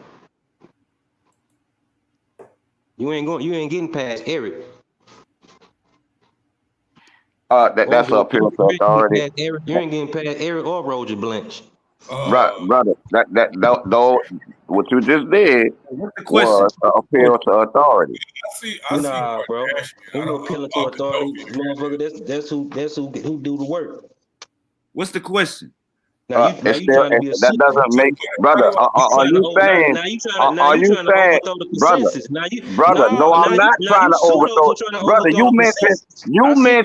Hold up, brother. You meant do two people make the consensus, brother? No, it's more than it ain't just them. Okay. So now that we've established that two people don't make the consensus, because that's what you named, two linguists. They don't even agree on everything, but they agree upon most of things. So that works against your statement of me going against the consensus. The origins and how the migration, they agree on it. Brother, if the two people you mentioned don't even agree on anything, how can you use them to establish the consensus? I said certain. Now you throw that's the pseudo. That's pseudo shit, bro. Brother, no, that's not. Brother, did you hear what I said? I said the two people you mentioned don't even agree on everything. Which means that it's some things that they don't. Which means, brother, that means, brother, can you have some decorum, brother? Hey, what was the original question? Hey, we going down a rabbit hole. What was the original question? Do y'all remember? What was the original question? No, I was finna show some Eric shit real quick. He talking about somebody. Hold up. Hey, brother, I'm dealing with what we're seeing on this map. All right, you asked the question. The map is appealing to authority. You appealing to outdated authority, nigga. What was y'all remember the question? See how y'all just went down the rabbit hole and forgot everything? Let me read this. Well, we wouldn't go down a rabbit hole. We wouldn't keep getting cut off. It's that simple. If you keep disrupting somebody, guess what? It's gonna go left. So what we gonna do? All right, let me say this. Let me say this right here. That's not Niger Cadothian. That's single Cadothian is a branch. What he's doing is called filibustering. That's what that's called. Hey, hold up real quick. Hey, Gullah, mute your mic. Hold up real quick. Let me say this. And let's King, read this information. hold up, King. When you say that the originators of the Afro-Asiatic language come out of the Congo, you wrong, brother. According to that map, brother. According to Yeah, the map that's why brother. Gullah was saying that's why Gullah was saying the map is a little pseudo. It's outdated. That's all. Gullah has to produce another map, another updated map to rub up against the one that we have. Don't that map got Bible shit on it? No, it don't. It don't. It got those names on there. It got Semitic on there, yeah, because that's the name of a language family. It don't say ham. We know. No, brother. We can call the name. We can call the language family Levantine some shit. We don't got to call it Semitic. Brother. In order for the viewers, I'm agreeing with you. I'm agreeing with you. In order for the viewers to understand what we're talking about, then we have to use the names that are established for those language families. That's what I'm saying. That's what I'm saying, bro. I'm saying the old dude. Semitic branch of Afro-Asiatic is established as the name. We still Hey, Gullah. I don't bro. You gotta keep your mic muted when somebody talking, bro. Like I ain't even go cap. Like, bro, we ain't getting nowhere. He misrepresent what I'm saying though, bro. All right, just let him finish because you talking over people. We can't do that, bro. Go ahead, King. What I'm saying is we have to use the established names of these language families in order for the people to be able to follow the conversation and do their own due diligence. If we just make up names that aren't established, they're not going to find this information. And you saying that the map is outdated and pseudo, that's a claim you're making, so you have to provide evidence of that claim, an updated map with updated information. This the point. This the point right here. Bro. Look, oh boy, don't even agree with what you said at the beginning. What you first said. Like he don't agree with the Semitic names and stuff like that. We're individuals, bro. No, bro, listen, I agree with that part. You still gotta call them that. It's still a language family, no matter. I'm saying it's still a language family, no matter what the hell you call it. You know what I'm saying? It's still a language family. I agree with using Semitic, Cushitic for them languages anyway. But I'm saying though, it's still a language group that represent related languages that's real. You know, so like just because we call them some Cushitic or Kemetic, you could separate that from the Bible. Oh, that's all I'm saying. Damn, bro. Ruben, go ahead, man. I'm gonna just go ahead on and read what I got you to pull up. You know what I'm saying? The Kadolfian languages are a geographic grouping of 5 language groups spoken in the Nuba Mountains of the South Kordofan region of Sudan. What that is, let me see. Tolodi, Habian languages, Lofafa languages, Rashad languages, Katla languages, and Kadu languages. The first 4 groups are sometimes regarded as branches of the hypothetical Niger-Congo family, whereas Kadu is now widely seen as a branch of the Nilo-Saharan language family. Yeah,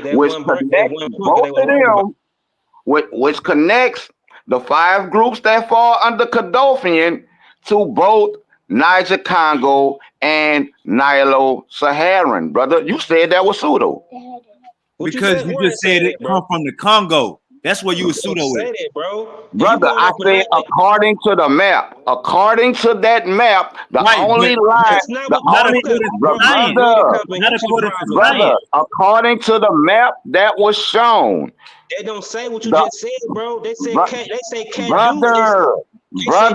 only language branch that's considered that they thought was not to go over first with the Kadu language, bro. Hey King, you don't see you just contradicted yourself? What you just read? No, I don't. You just said Proto-Afro-Asiatic language come from the Congo. This source don't say that. Brother, this is a source dealing with Proto-Niger Kadolfian, brother. They don't say Proto-Niger Kadolfian. This is Kadolfian. Brother, It ain't what, brother? What do look Godolphin? at the title, bro. Brother, what's the ancestor? What is the ancestor to the Godolphin? What's the ancestor? Proto-Godolphin, Niger Godolphin. Okay, thank you. Now, what's your point? So, that's not the Congo. my point. That's not the Congo. Brother, according to the map that was shown, brother. Okay, I got you. According to the map, brother, let me at least clear the runway, please. Can you please, brother? Can you clear the runway, brother? Brother, can you clear the runway, brother?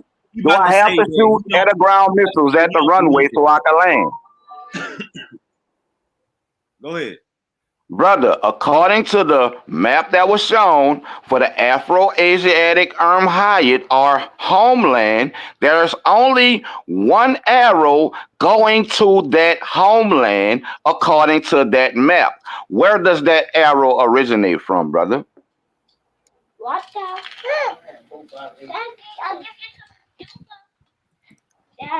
You need him to pull the map back up? Yeah, that's why I say that map is old. It don't matter where it comes from. That map is obsolete. I pulled up this map right here, right? And you see Godolphin is at the top, right? And where you think that is in all of this? Where do you think that is? Bro, y'all saying stuff I agree with, but y'all not.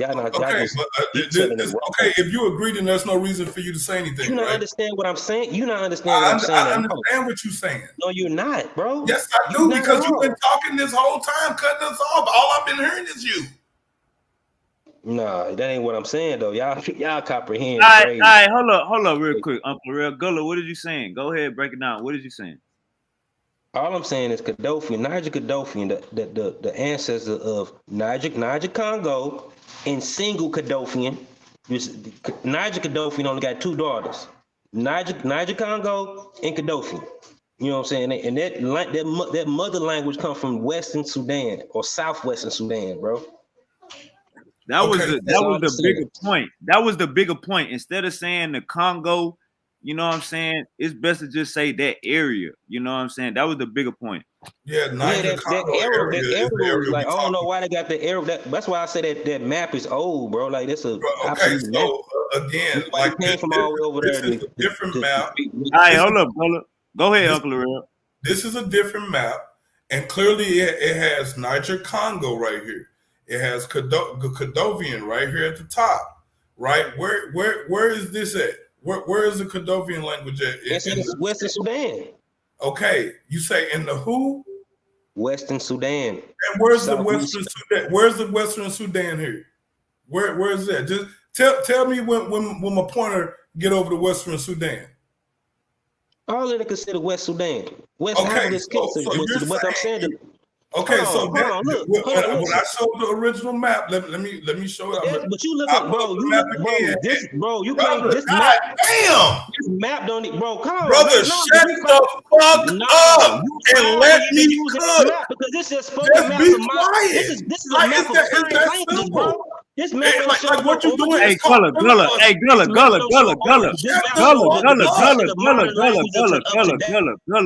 damn, you acting like a hero.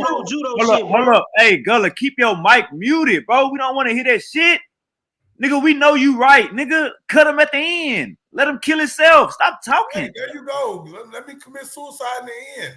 You see what's wrong? I see what's wrong. Nigga, kill him at the end, bro. Stop cutting people off, bro. That shit annoying. The fuck? So again, like I said, this map right here, this is a whole different map, right? This right here is where that Asiatic African homeland was at. Right here. Here go the horn. This is right here is where it's at. That line came from all the way over here.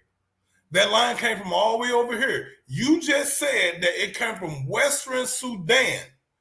The Western Sudan is all of this shit over here. All of it. This is West Africa over here.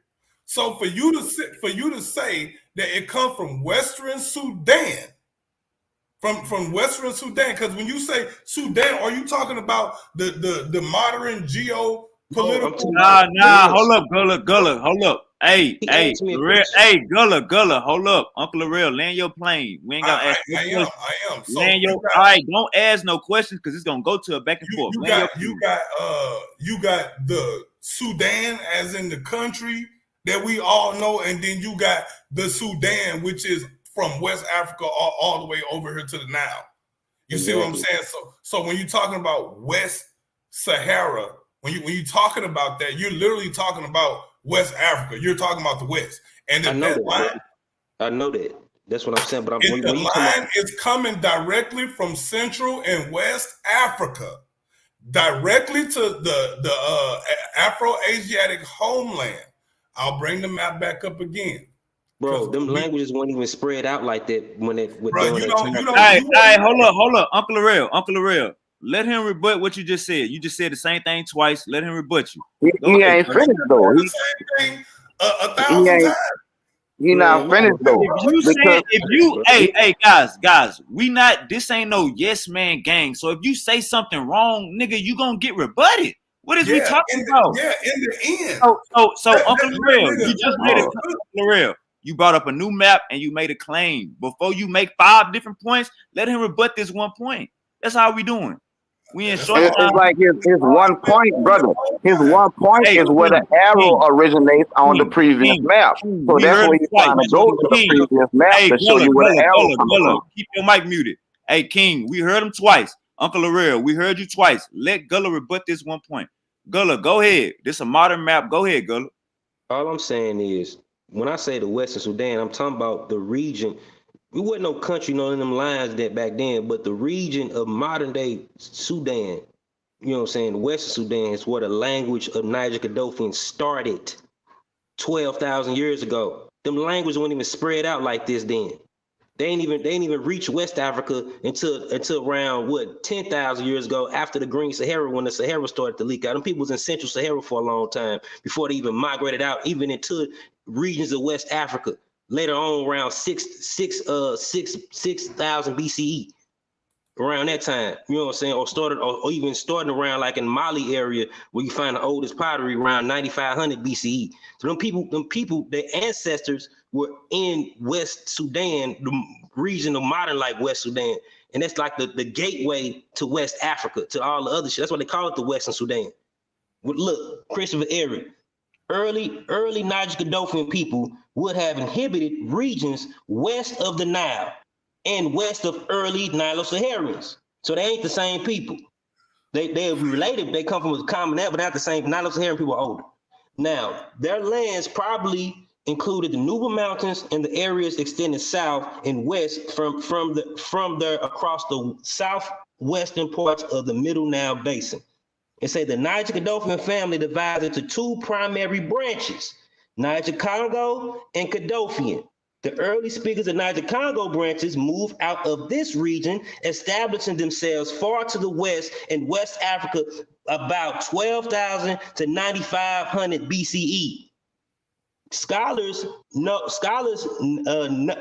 a great deal about the civilization and history since 9,500 BCE, and the beginning of the story will be a major theme of chapter 3. The Niger Gaddafian branch today consists of a small, linguistically diverse set of peoples who has resided for thousands of years around the Nuba Mountains. So like them, they split up. It's split up in that Western Sudan region. Some went west during the Green Heliocene period when the Sahara turned green.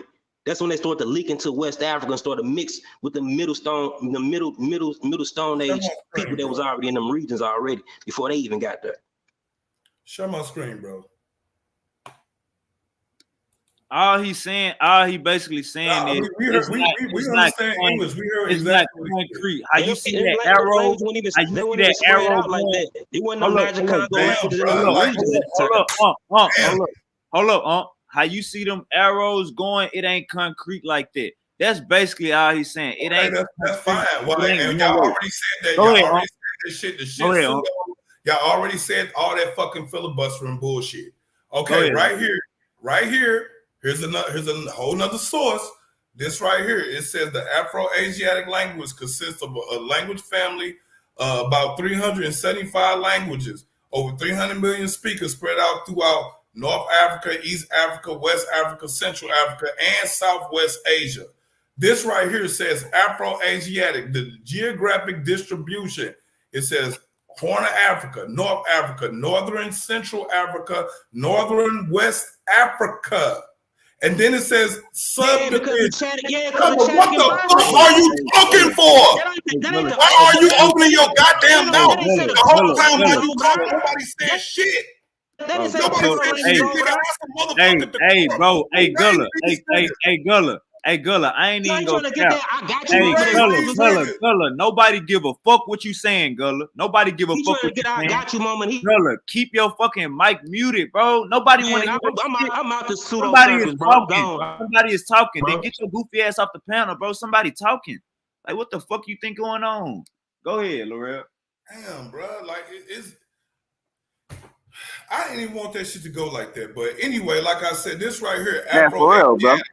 Y'all see that this yellow where all the Afro-Asiatic speakers, they're all over here. They're all over here in North Africa. This is all Central Africa. They over here. And for us to believe that these people were not migrating and mingling and all of that stuff, these people didn't create these boundaries. The white man created these boundaries and said these were these people are and where they were.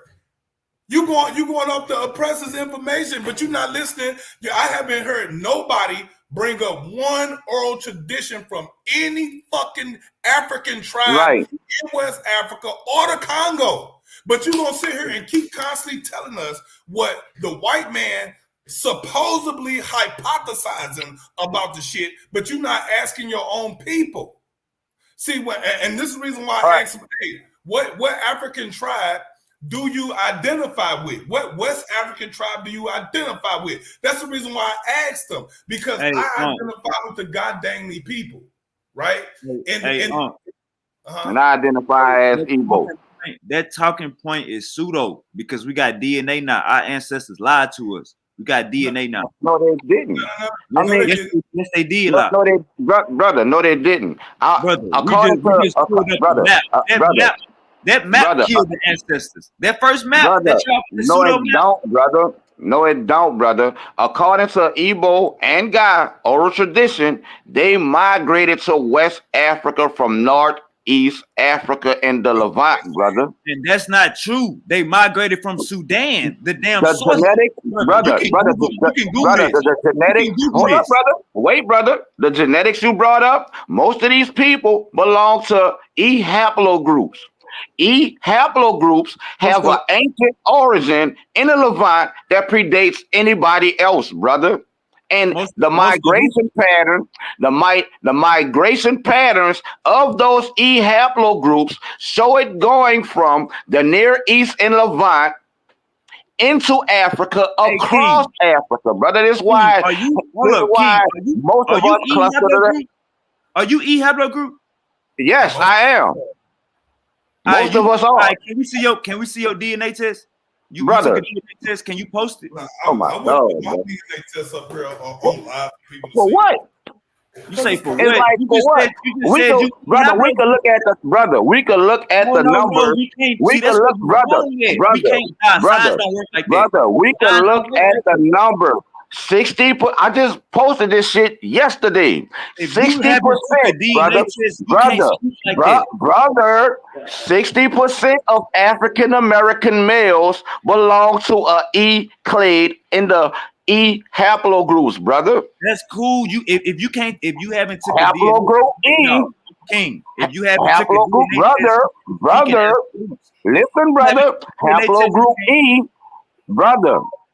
Haplogroup E is the most predominant African male haplogroup. This is a fact. These are facts, brother. King, check me out. I got 2 points for you. If you haven't took a DNA test, you can't assume what haplogroup you is. Brother, I have took a brother.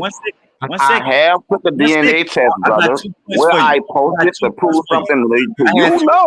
It's like what I posted to prove a point to you know, brother.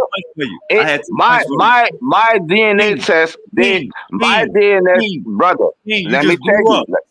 Slow down. You crashing out. I had 2 points. My second point was not people from Niger, West and Central Africans don't come from North Africa, bro. That's a myth. Our ancestors lied to us. DNA say we come from Sudan. We come from everywhere. You can't just say we come from Egypt, nigga. That's pseudo. But I didn't name a nation, brother. I said when we get to the bottom of that myth, brother.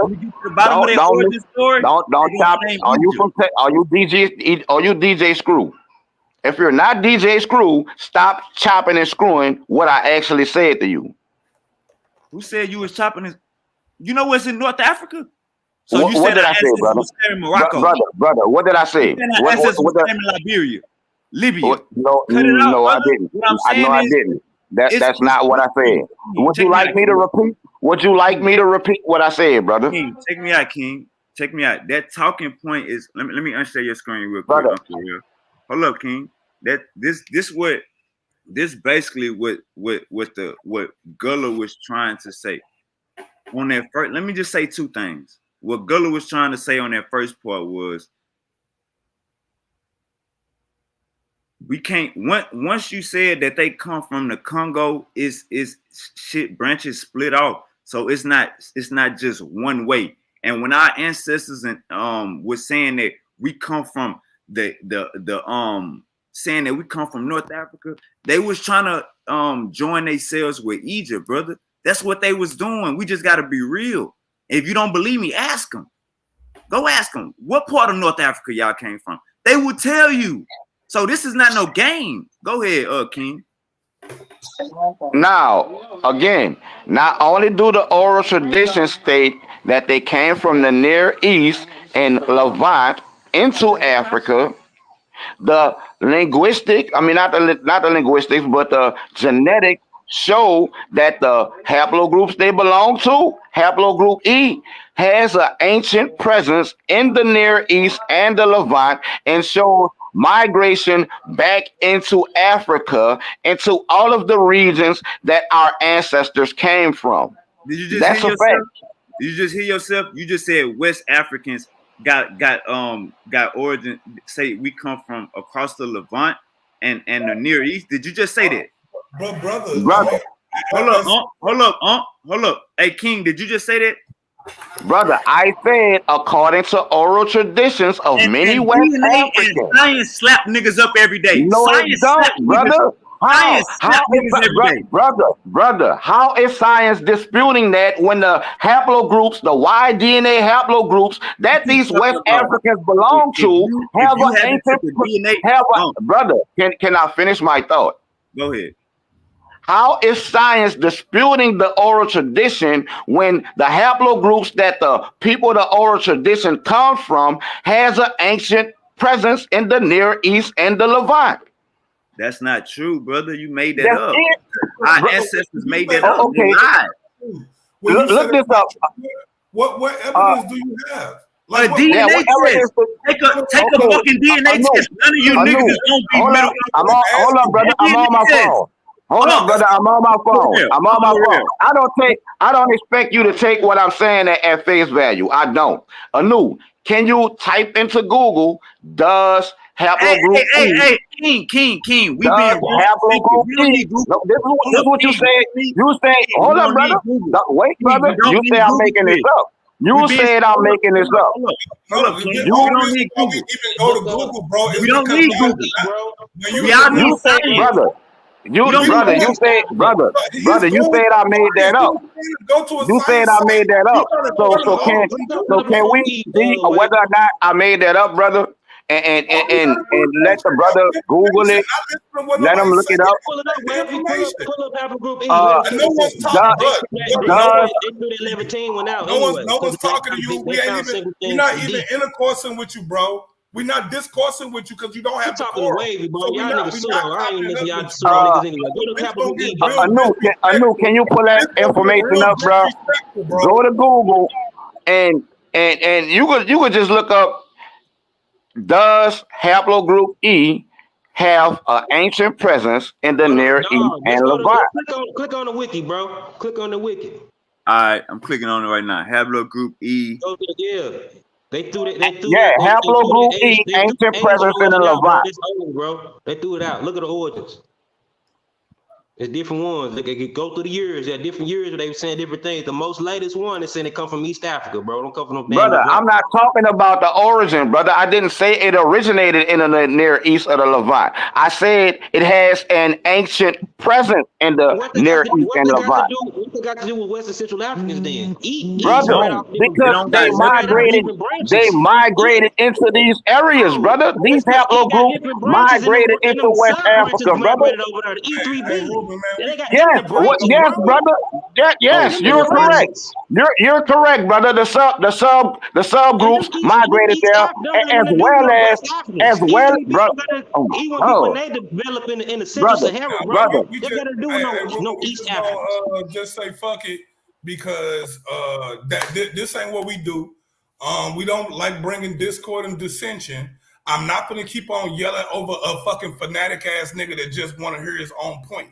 I'm not No, I doing ain't no that. fanatic. If, I just if, call Right. bullshit when it's wrong. I if call you niggas had stupid all ass the out when it's answers, wrong, bro. brother, Niggas trying to if sound you smart. had all They the don't even answers, read brother, you would research be for the real, master bro. teacher. Niggas trying to If you spread if Hold you up, another hold up, small ass Gullah, if agenda, Gullah, if bro. Gullah, you Gullah, had Gullah. We all can't talk at the the same time, motherfucking bro. answers, if you had all the motherfucking I answers, stuck on this. brother, I you stuck on wouldn't that even pseudo. be I on here slide on talking this. to I us. spin on You that Gullah, would be pseudo Gullah, up ass there with shit. Ivan Van Gullah, Sertima, or you Gullah. would You be up gotta there learn. with Hold Uh, up, Andre real quick. Hold up, Yakinen, Uncle or Larrell. you would be up Hold up. there with I bang on Clyde that pseudo. Bennett. I Hey, bang You on Gullah, would that be Gullah. pseudo asking Hey, ass for shit. Gullah, us, nigga. Gullah. Keep your mic muted. Hey, Gullah, keep your mic muted. Hey, check me out, Gullah. You gotta learn how to have discussions with other people, bro. Like you let somebody finish their point, then you rebut, bro. If you got an impulse issue, bro, grab a pen and paper. Grab a pen and paper. If you got an impulse issue where you got Tourette's, where you gotta jump in, bro, grab a pen and paper, bro. Cause nigga, you really fucking up the show. Gullah, I'm letting you know you fucking up the show by talking over niggas and cutting niggas out. You fucking up the show. Now we agree on 80% of what we talking about, but it's a little pseudo terms coming in that we ironing out. Now, just because we disagree with 20%, that don't mean we gotta be talking over each other and hollering, bro. Bro, like this.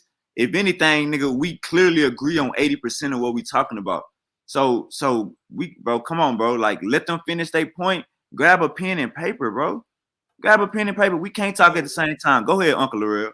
So this right here is a scientific paper. It's published, right? Evidence of the wide chromosome analysis for the late exclusive Eastern expansion of the Bantu-speaking people, right? And it's going to go into the 5,000 years, but I want to slide down here. You see it's the E1B1A haplogroup, right, which is exclusive to individuals of recent African ancestry and large geographically widely distributed set of sub-Saharan Africans, all of whom, except one Neo-Saharan speaking group, spoke a Niger-Congo language and most Bantu tongue. So when I slide down here, I'm gonna slide down to make it short. Okay, again, you see they go E1B1A, and they go the subclades, right? Look, this right here is E1B1A. You can see it's there, it's there, it's there, it's there, it's there, it's there, it's there. And here go all the other E1B1, A7, 8, A8, A1, A81, A1A. You can see all of these right here. They're all right here. Central and West Africa. All right here. And it also includes Bantu speaking people. Right? So again, it says all haplogroups within the E1B1A are observed in the Bantu homeland, West Central Africa, East Africa, and Ghana, where haplogroups E1B1A8, A1A, although present in the Bantu homeland and East Africa, was not observed in either Ghana or West Africa. It says diversity. The E1B1A is calculated at the 5 component haplogroup level range in 0.379 and 0.753, according to Anuak. Show the source that say what King said about it having ancient origins in the Middle East. Show that. Oh, Hey, can I say something real quick? I have to find that was the point. That was the point he was trying to make. So show that. I didn't say the Middle East. What I said was the Near East and the Near Levant. East Levant. Near East Levant. That's the same thing. Near East Levant. That's All the same you have thing. to do is type in E1B1A, ancient presence in the Levant. That's like a biblical. That's a biblical argument. I ain't even gonna cap to you. No, boss. that's not. But I have a mentioned Bible one time. But you trying to say that Western Central Africans, brother. Listen. Go ahead. No, I'm not trying to say anything, brother. I'm saying what I'm saying. That E haplogroup has an ancient presence in the Near East and Levant. What would be the point of bringing it out? Now watch this. Watch this. What would be the point of bringing it out? Which branch though? To show that people belonging to this haplogroup migrated from place to place, because the E haplogroups does have a ancient African origin, but it also has an ancient presence in the Near East and Levant. So when the oral traditions say that we migrated to our present locations in West Africa, then the genetics don't dispute that, because it shows an ancient presence in East Africa, Northeast Africa, the Levant, and the Near East. I'm gonna go after Gullah. Gullah, go ahead. I see you trying to talk. I'm gonna go after Gullah. Hey, all I'm trying to say is you keep saying E.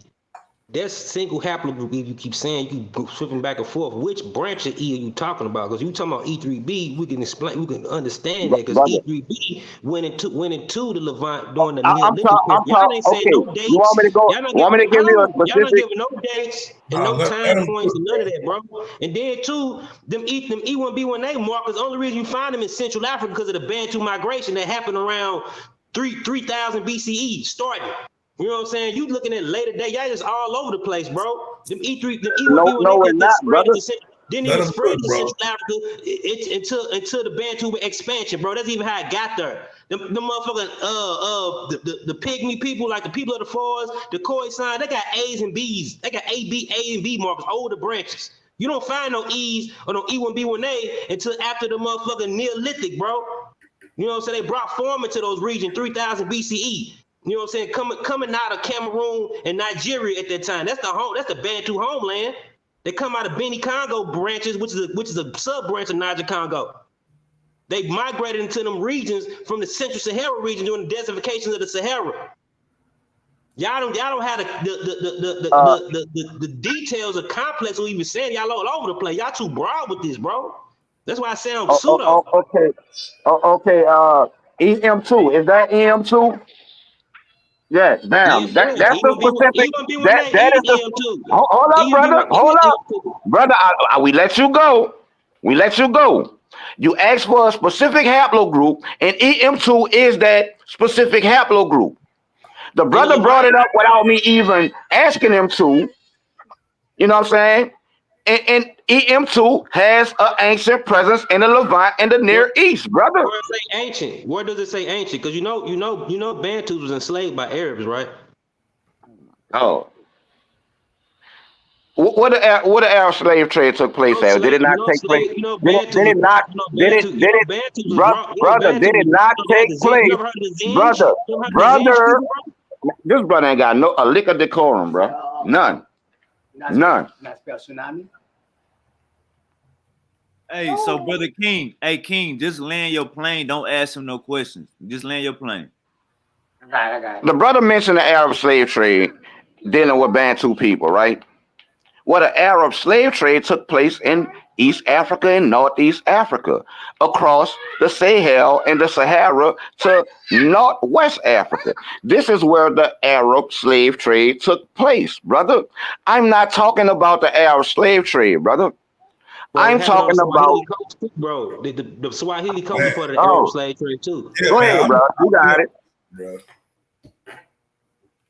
And that's East Africa. Go ahead. Hey, Gulla, go ahead, bro. No, all I'm saying is, bro, haplogroup, single haplogroup E starts in East Africa, bro. I don't know what this ancient. I don't know what you showing, bro. You know what I'm saying? You ain't showing no ancient E's, and you know what I'm saying, in the Levant period. And then too, some of these I can't because you keep cutting me off. No, you was done, bro. No, I wasn't done, bro. Why would I say this dude don't have a lick of decorum if I was done? Go ahead, then. Show the shit, then, bro. Show the shit, bro. Hey, so we understand that the source before this was talking about 10,000 years ago, and the Bantu migration was what, 5,000 years ago, 3,000 BC. Yeah, so bro, 3,000 BC. Give microwaving. me a second, bro. If I drop all this add it back on the panel, I'm about to inbox you the link that I'm looking for. Hold up real quick, King. Y'all microwaving the migrations, bro. That's what's going on. Y'all just microwave 7,000 years fast.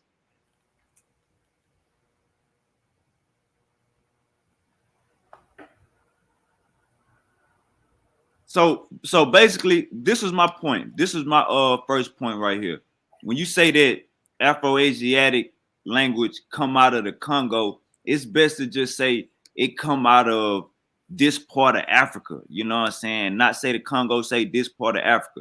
Another thing, when we look at these maps, it wasn't cut up. It wasn't cut up 3,000 years ago, 2,000 years ago.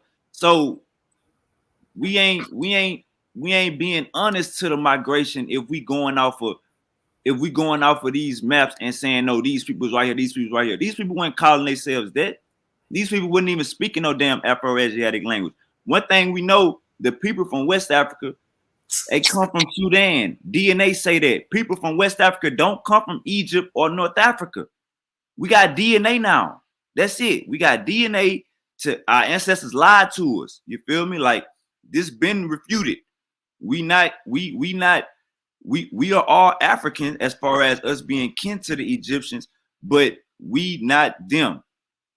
That was the point. We didn't migrate from them. We didn't build no pyramids in West Central Africa. That's just the facts. You know what I'm saying? So a lot of this conversation is getting misconstrued with just the time frames. You know what I'm saying? Brother, let me ask you a question. Is EM2 or E1B1A rather found in West Africa? Do West Africans carry E1B1A? Yes, sir. But you said ancient in the Near East. Brother, wait, brother. Wait, you gave the answer. Now I'm gonna ask you another question. What is the Y-DNA haplogroup of Ramses III and his son? I think you haplogroup E. E1B1A to be exact. EM2. You know, EM2. Are the genetics lying to us? You said what year was Ramses III? Hold on. No, What he percent? got no EM2, bro. He got EV38. He wouldn't have had no EM2. You do not want to see. So you confusing, hey King, you confusing E haplogroup with subgroup. No, I'm not, brother. Does Ramses not belong to E1B1A, bro? He got EV38. He don't got EM2. And even if he did have EV38, it wouldn't be a big. Hold on, bro. Does Ramses belong to E1B1A or not, brother? You still got Kadofian people that still stayed in Sudan. Like, so even if you got a Kadofian lineage that leaked into the Nile, that's not really a big deal. That's like, that's a minor thing. The rest of his autosomal would have been indigenous to that region. And Wade, I inbox you a map too. I'm more updated back. And just to show you what we saying, King, you got the floor, King. Just to show you what we saying, you only named one Egyptian. That should tell you right there. You feel me? And it probably came from them Kadofian people in the Nuba Mountains area. Like, they ain't no big deal. Like, haplogroup markers, like, just because one leaked in, it can go through bottlenecks. But I actually named two. I named Ramses III and his son. They both belong to E1B1A, which is found across Africa, brother. That's on a paternal. That's on a maternal. Bro. Yeah, no, that's not. That's not maternal. That is Y-DNA. That's why I say you got to go to the maternal. DNA ain't, Brother, bro. DNA ain't 100%.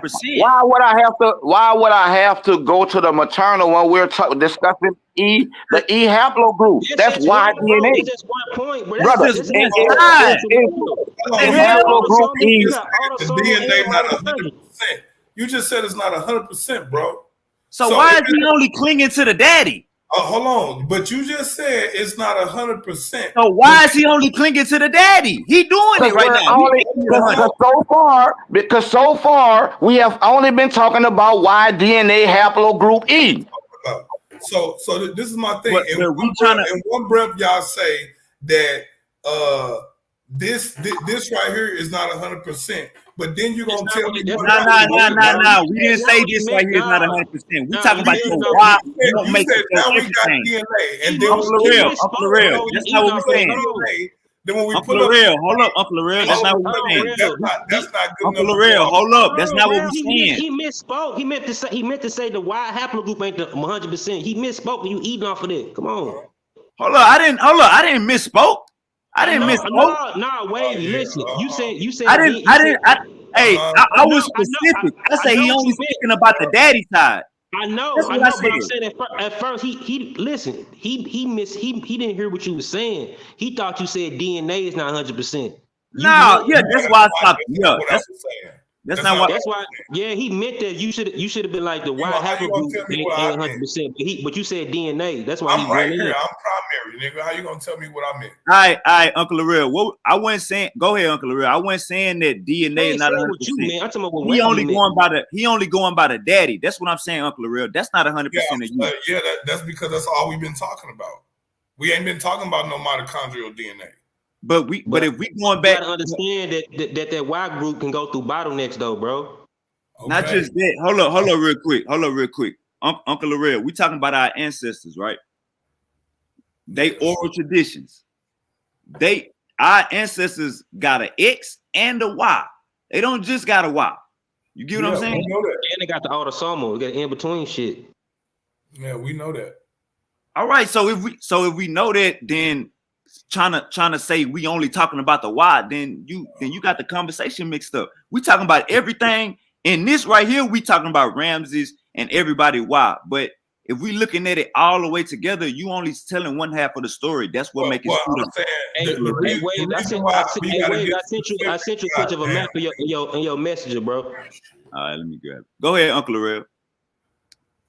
Dude, look, this is what I'm saying. In the end, what we talking about, right? If we get to going off on the patriarch and the matriarch, right? Then you're gonna have to agree that a lot of our DNA is not 100% African, and it does come from other places because we are extremely mixed. Even the people in Africa, 100% continental Africans, which have the most diverse genes on the planet, right? And when we talk about haplogroups, when we talk about genes, when we talk about DNA, the one thing we never bring into account is adaptive mutation. When we start going off into adaptive mutation, dealing with radiation from Earth and radiation from the sun, it does not dictate or tells you how long it takes a haplogroup to mutate into another haplogroup. Radiation only comes from the sun, yo. What? Radiation only comes from the sun. Radiation don't come from the earth. We just gonna ignore that, and because we just gonna ignore that because that's not true. It is true. I mean, it bounces. Okay. I mean, UV bounces off the earth. Disagree because I don't want to sit here and argue with you. I don't want to argue with you about shit. You come in the doorway with some fallacies, though. That's not a fallacy. All right, hold up, Gullah. Let him land his plane. Go ahead. And this is what I'm saying. Everything a person say ain't a fallacy. Everything a person saying wrong. And in fact, a lot of the stuff we talking about is correct because it deals with specific groups of people. It deals with certain areas and times. We're not trying to mix all of it together just to say like all of the people in the East came from here. All the people from over here came from here. That's not what we're saying. We're saying that there's been back and forth migrations from East Africa to West Africa, all the way into India and Asia, back and forth for over thousands, hundreds of thousands of years. We're talking about when they tell you. Not like There you go again, bro. You got to go again, bro. There you go fucking again. That's why I'm talking to you with disdain in my voice. Because of what you do. It's your actions. So again, like I said, when they get to talking about our ancient ancestors, you can't grade our ancient ancestors by European time frames. You have to go by our actual ancestors. The claim is that they left out of Africa anywhere from 70 to 100,000 years ago. And there's been back and forth migrations, back and forth. Because of the back and forth migration, the changes in locations, habitat, food, and sun radiation, that will mutate you. When you mutate, when a person goes through mutation, your genes are altered, which means your haplogroups are also going to change. So they're not taking this type of shit into account when they get to talking about all of these things. This is the reason why I don't even like bringing up haplogroups in DNA, because nobody ever takes adaptive mutation into a consideration, and no one can tell us how long does it take an actual haplogroup to mutate. Now they can give us a rough, they can try to give us a rough estimate, but without having the original conditions of the planet or the original conditions of their habitat, we can't readily say that. We can only hypothesize about that. All right, look, Uncle Larrell, we ain't gotta that question. You ain't even gotta even. You ain't even gotta think about that question in your head. Like that's not even a question you wanna have in your brain. Hey, go ahead, girl. I'm going after you. Go ahead. Now, I'm gonna say it is certain ways to go into, like that's why you have geoarchaeology and stuff like that, like other disciplines other than DNA to help complement, the story. It ain't just, they don't know that you got other fields, you can find out, the isotopes and datings and different shit like that. And it ain't just a white people thing either. Scientists are diverse, yo. You got people like Soy Kenyatta, he's an anthropologist. He go in on certain things. It ain't just a white field. It ain't just white let me just say this. Let me just say this. If our ancestors was wrong, you feel me? It's incumbent upon us. We got laptops in our pocket. It's 2024. It's incumbent upon us to do the research. And if our ancestors knew they was wrong, and they knew they had a generation coming 400 years later, you think they would want us to stand in line with them being wrong? No, they would want to hand us the torch and be like, nah, it's more information. All right, go get smarter and spread it to our people. That's all that's going on right now. So when our ancestors said that they came from the hills of Happy and North Africa and all of this stuff like that, they just lied. We got DNA now. We got science now. Them Egyptians. Right. It's like this, bro. We can all agree that E1B1 is an ancestor to both E1B1A and E1B1B. Can we agree on that? Yeah, that's the ancestor. Yeah. And aren't our people clustered in these two subclades of haplogroup E, E1B1A and E1B1B? Are our people not clustered into those haplogroups? Yeah, through that Y marker, but when you get into the mitochondria, check your inbox. Which is the mother. Check your inbox, Anu. Check your inbox, Anu. Check your inbox and pull up the link that I just inboxed you. And let me read. Hey King. Let me read that for these brothers. Hey King. Let me. Brother. Let me read the link. Hold up, King. You asked him a question. Let him finish answering. Send it to me, bro. Hold up, King. You asked a question. Let him finish answering you. Hey, yeah, I sent it in your inbox, Larrell Burns. Hold up, real quick. Gullah, say what you just said again. No, I'm saying show that map. I would say when you go into the markers though, they still got they got different mitochondria DNA too. Like the Y, yeah, they related through the paternal lineage, but like when you get into them E3B markers, a lot of them maternal markers are mostly like L3s and shit like that, like women branches that's connected to women outside of the continent. Well, L3 is the mother of everybody else outside the continent too. L3 is the mother of N and M. You know what I'm saying? Like, so most of them East African groups got L3 markers. You know what I'm saying? You're dealing with E1B1A, they go most of the older maternal lineage like L1s, L2. You know what I'm saying? Different older branches like that. You know, so but you still, you know what I'm saying, do the line, you still find like certain L3s that might linger to population, but that's just cross migrations and gene flow. You know what I'm saying? Some populations are already a thing.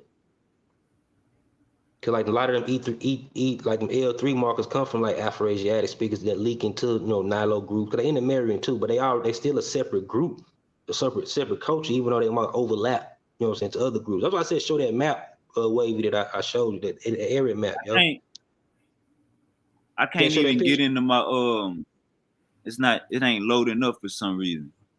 I'm trying to let me try to do it. I gotta get to my laptop, but I got sources though. I don't think I don't got no sources. I got a bag, bro. I got a bag full of sources. But this shit got to be into context. Hold on, go down to origins and E, bro.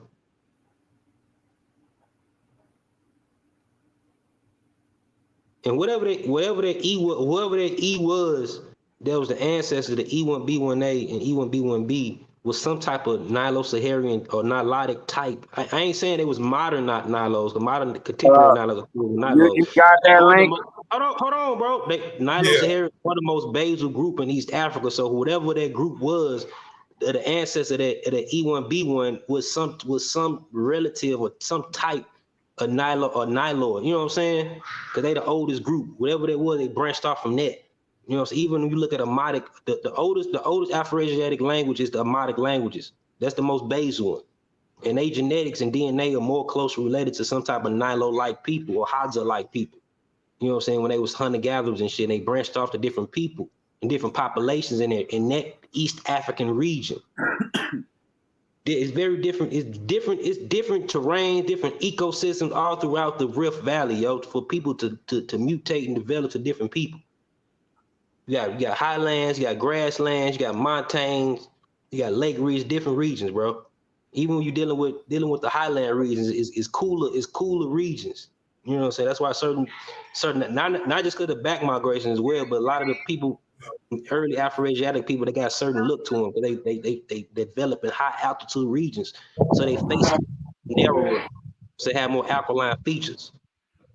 Well, I think we agree that environmental factors do trigger mutations. That's why you have all of these subclades in haplogroup E, because they did a lot of migrating. But we've already established that E1B1 is the ancestor to E1B1A and E1B1E, which these people who are giving you their oral tradition saying their ancestors migrated from Northeast Africa to Levant, the Near East. Let me finish. The genetics back it up. Scroll to the top of that link, Anu, please. I don't say reason why people be saying haplogroup EP2, also known as E1B1, which we've established is the ancestor of E1B1A and E1B1B, is a human Y chromosome DNA haplogroup. EP2 has two basal branches, EV38 and EM215. EP2 had an ancient presence in East Africa and the Levant. Presently, that's not even what the conversation. Y'all saying that was, hold up. Don't interject now. Don't interject now, brother. Bro, you don't understand how to read. I'm not reading it right. You want me to read it again? Would you like me to read it again? Can we rebut? Can we rebut? Can I finish before you rebut? Go ahead. Hold up, Gullah. Mute out, Gullah. Mute out. You got next. Go ahead, King. Okay. EP2 has two basal branches, EV38 and EM215. EP2, brother, let me cook, please. You gonna read it again? EP2, he said, brother, he claimed that I was reading it wrong. So I'm going back. You don't understand. Okay, let me read it correctly. Let me read it verbatim like I did the first time. EP2 You don't understand. EP2 Bro, Gullah. had an Gullah. ancient presence in East Africa and the Levant. Presently, it is primarily distributed in Africa where it may have originated and occurs at lower frequencies in the Middle East and Europe. Lower frequencies, bro. And the reason, Brother, Alright, hold on, brother, you know too. brother, how does the lower hey, frequency? Gullah, hey, how- Gullah, hey, Gullah, mute your Damn. mic, bro. King, hey, King. Like, how far you gonna read before we can speak? That's all I'm trying to say.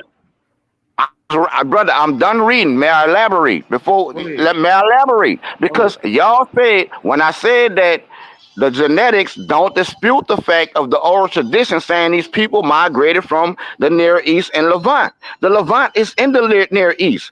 And their ancestral haplogroup. They never said that though, bro. Brother, brother. I'm gonna holler at y'all later, man. I'm good. Brother, their ancestral haplogroup has an ancient presence in the Levant. Period. No, So that don't dispute the oral tradition saying they came from there. Bro, listen, when they say EP2, they not only talk about EP2 itself, EP2 represents itself and also the branches. So anything else is EP2. Brother, you're preaching to the choir. Brother,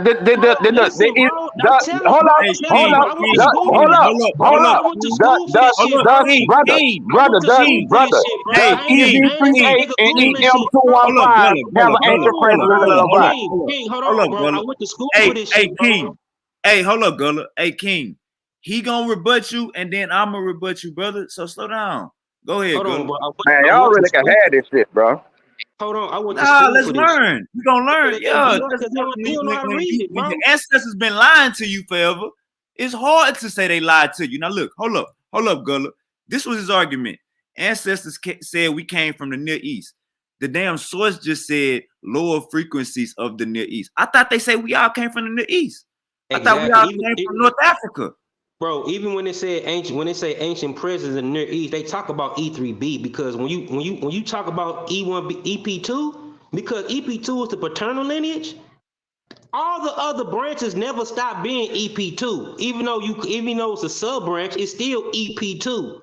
EP2 represents itself in all its branches, bro. Like they don't understand how even the tree work. Like when you say EP2, like if I say E1B1A or E3B, that's still EP2. The branch that went into the ancient branch that went into the Middle East is E3B, bro. And it went into how ancient is you not E3B. You not E3B. We not E3B. No, we not. We're not. And the ancient presence is the Neolithic because it went into the Levant during the Neolithic period. The Neolithic is still ancient. That's the new Stone Age. You know what I'm saying? EP2, like, oh man, I don't know, bro. This dude, I don't know, bro. It reading the chart wrong, but it's like with the Bible, like it's like with the Bible, they'll say that they had a fight with the Egyptians, but history won't say that. But you clinging on to that. That's what our ancestors did. They was clinging on to Egypt's greatness, saying that bullshit. Bro, even if you took it, like when I took my DNA test, bro, when they break down your Y group marker, they go all the way back. So even though you represent a branch of the original branch, you still that original branch, but you just a subgroup of that original branch. So when it say it has an ancient presence in something, they talk about its branches because its branches also represent the main five. You know what I'm saying? The main one anyway. It's still a representation of the EP2, no matter what direction it go. Like E1B1A still represents EP2. You know what I'm saying? That's what it's saying. It's just reading as it is a broad speaking of the distribution.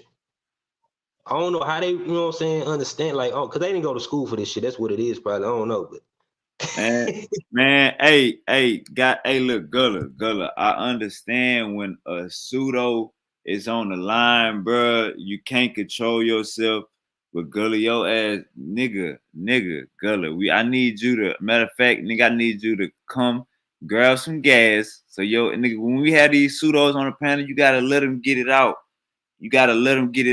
Like it was a time, bro, where I was listening to the shit and I wanted to interject, you know what I'm saying? But I just, all right, let me go on, let him finish.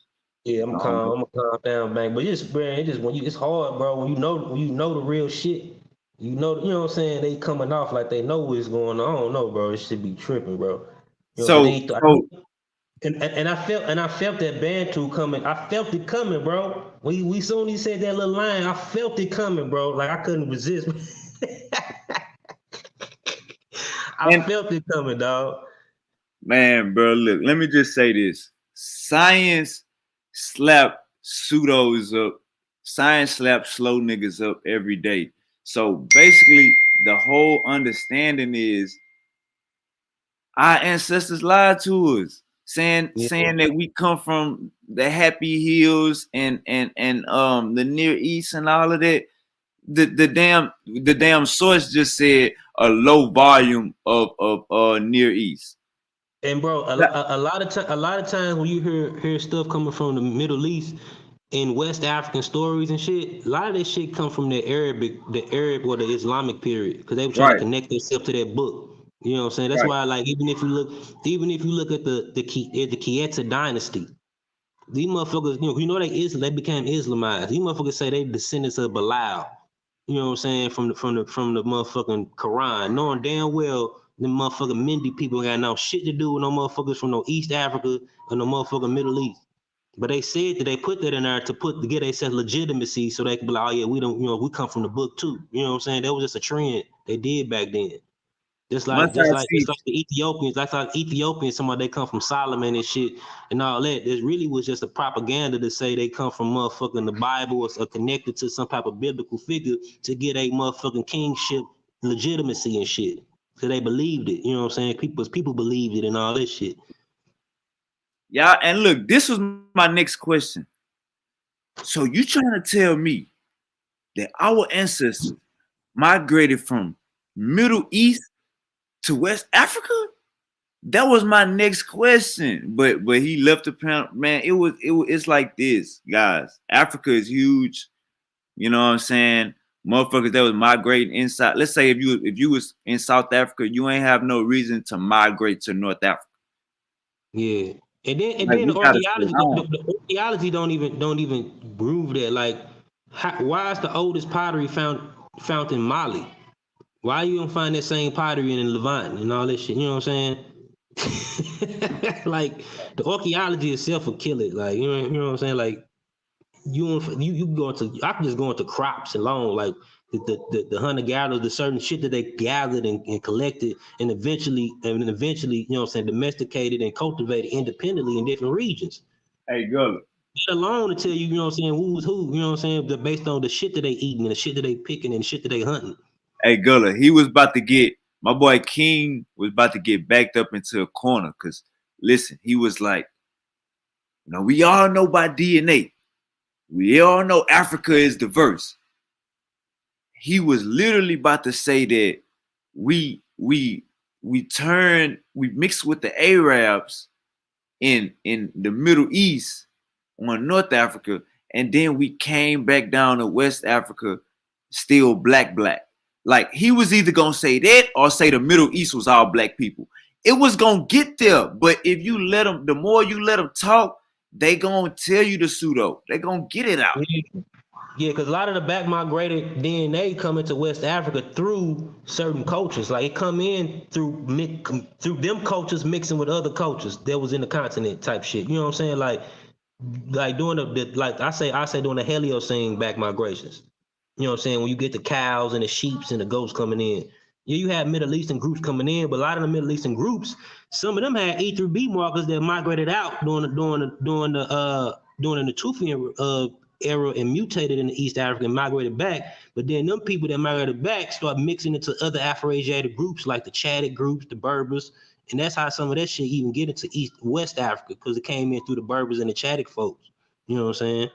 The Green Sahara period and linked in. All right, let me share my screen real quick. All right, so now I never looked this up, guys. So everybody, we all about to catch a wind of what's going on. So but when that I map, was but that map I showed you, I sent you, that would have killed them too. I showed you seen it. yeah, bro, my Facebook ain't loading up on this damn laptop, bro. My Facebook message ain't loading up on this laptop. Yeah. All right, look, That this one map, about to type that in. map was basically showing the different ethno-language groups and their distribution in their region, showing you that like he was trying to say Niger Godolphin was the origin of Afro-Asiatic, but then but that wouldn't be the case. It'd be a contemporary group to that. You know what I'm saying? It would have been a group that would have been around during the same time, but separate. You know what I'm saying? Oh yeah, they had common Saying it origins. started in the Congo, Gullah, saying it started in the Congo was the first mistake. Saying But yeah, Afro-Asiatic started in the Congo was the first mistake. yeah, it was. Yeah. So it's like we couldn't even and I understand how your mind works, bro. Our mind work the same. Once you say something pseudo, you can't really talk no more. So I know, nigga, how it go, but when you got, know what I'm saying, 4-5 people on the panel, nigga, your ass gotta have a little bit. Now look, this is Kadophian people. We always hear this. Niger Kadophian, Proto-Kadophian. Yeah, them single Godolphin, you know, Niger Godolphin bridges the gap between Niger Congo and Godolphin, but Godolphins are Okay. the ones who kind of stayed east while the other ones went towards the west. You know what I'm saying? They the ones who lingered around east and stayed within the Sudan regions. Okay.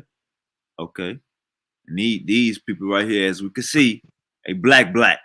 Ain't no And they goddamn still Arab. and they still and some of them still like some of them like they like today they speak a Niger Congo or relative to Niger Congo language, but they still surrounded by Nilo-Saharan contemporary groups. So they kind of got influenced by Nilo-Saharians because they kind of like a minority in that group, in that area. You know what I'm saying?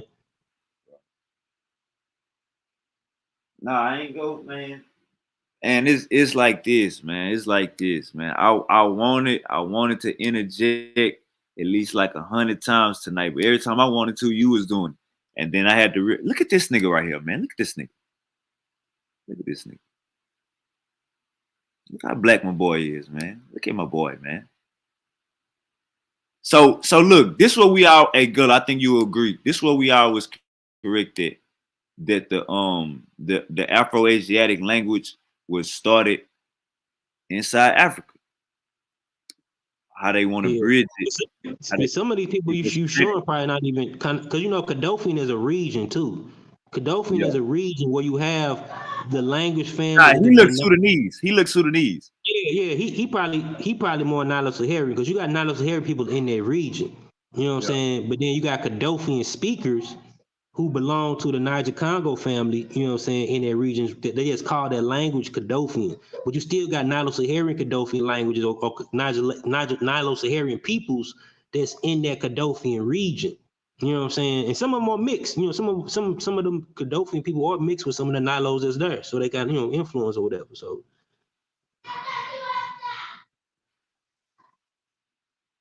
you can see some dudes on here got like a Cushitic Horner like look mixed in too.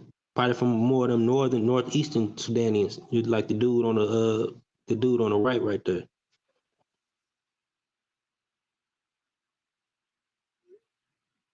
Say it one more time.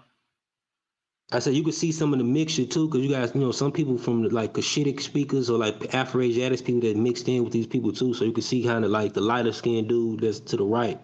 You know what I'm saying? All right, would you call the Cushitic people black? I mean, I just call them who they is. But you know, if they was in the United States, they'd probably be considered black. But shit, some of them don't consider themselves black. Like if you go to Minnesota, bro, what shit, Minnesota, them Somalis, boy, they gang bang like a motherfucker. But if you ask them, like you ask them, you know what I'm saying, they like, I'm Somali. You know what I'm saying? They kind of separate themselves from like, you know, African American blacks. They call they call us black, but then they call themselves Somali. You know what I'm saying? Right. Even though, you know what I'm saying, even though, you know, they got pulled over, so it'll probably be different, but So the Cushitics is the niggas with the good hair. Yeah, I don't even like the term good hair, but they got curly hair. You know what I'm saying? You know, because good hair is a standard based on colonialism. You know what I'm saying? Hair is hair. You know what I'm saying? It's got that curly ass shit. You know what I'm saying? That straight to wavy to frizzy type, you know, hair. And it can afro out too. You know what I'm saying? And even if you notice, like the afro, like African Americans have afro, like have frizzy afro and shit like that because we got that European in us, and our hair texture can kind of vary. But if you really look at West and Central Africa, they don't got no big afros like that. You know what I'm saying? They got the little small crop afro. You see the big afro, you go out east because they got that mix and that big frizzier, you know what I'm saying, straighter, different texture of hair. You know what I'm saying? You might, like in West Africa, you might see like a Fulani dude or a dude that got some, a little bit more, intertwined and mixed. They can get like afro and shit like that. But if you look at like a person like from Nigeria, like a Igbo dude, they don't really have like blowout afros like that. I look. This is why I say that this shit is a biblical argument, because when you talk to black people, this whole thing was biblical to me.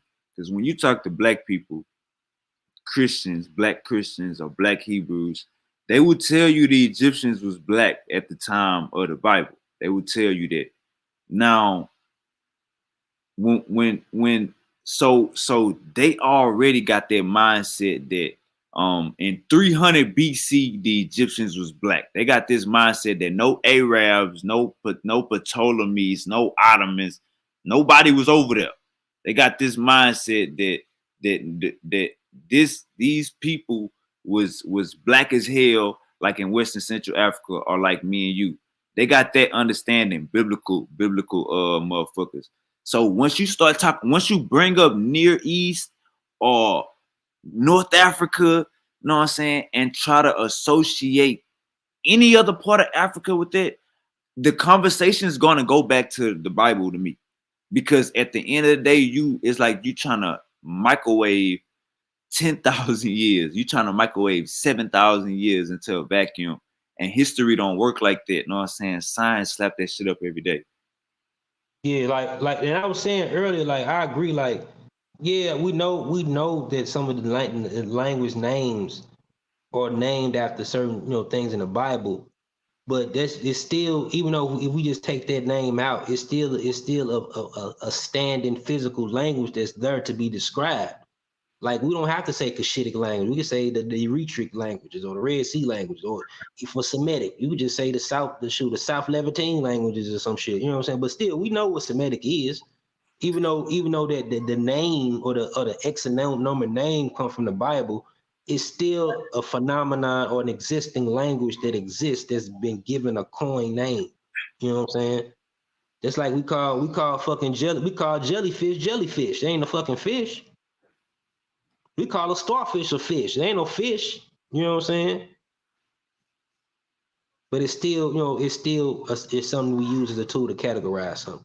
You know what I'm saying? Right. It's a fact. Hey man. And let me just say this. Uncle Laurel, Brother King, man, when it's hot, you know what I'm saying? I guess we gotta put niggas on the time limit when y'all come on the show, you know what I'm saying? But even when the Bible believers on here, or when the Muslims on here, like, if I hear something pseudo, it's against my brain, won't let me let you keep talking. Yeah, and I apologize. Like, I don't got no get against them, bro. I'm passionate about this time. I went to school for this shit. Like, I ain't finished nothing, but I'm a big enthusiast when it comes to this anthropology and human migration shit. And then this whole time, I didn't really hear no chronological orders and none. That's why you could be all over the place, because you don't know the years, the time periods. You talking about some these people, Niger Congo people, but Niger Congo people weren't even spread out in the West Africa at that time period. They were still in the East too. It wasn't no Bantu migrations. Bantu didn't migrate out of Nigeria and Cameroon region until 3000 BCE. They weren't even in Central Africa. There wasn't nobody down there but like forest people. People look like the people that became the modern day pygmies. Oh, imagine. And we know that Niger Afro-Asiatic don't come from no goddamn pygmy people.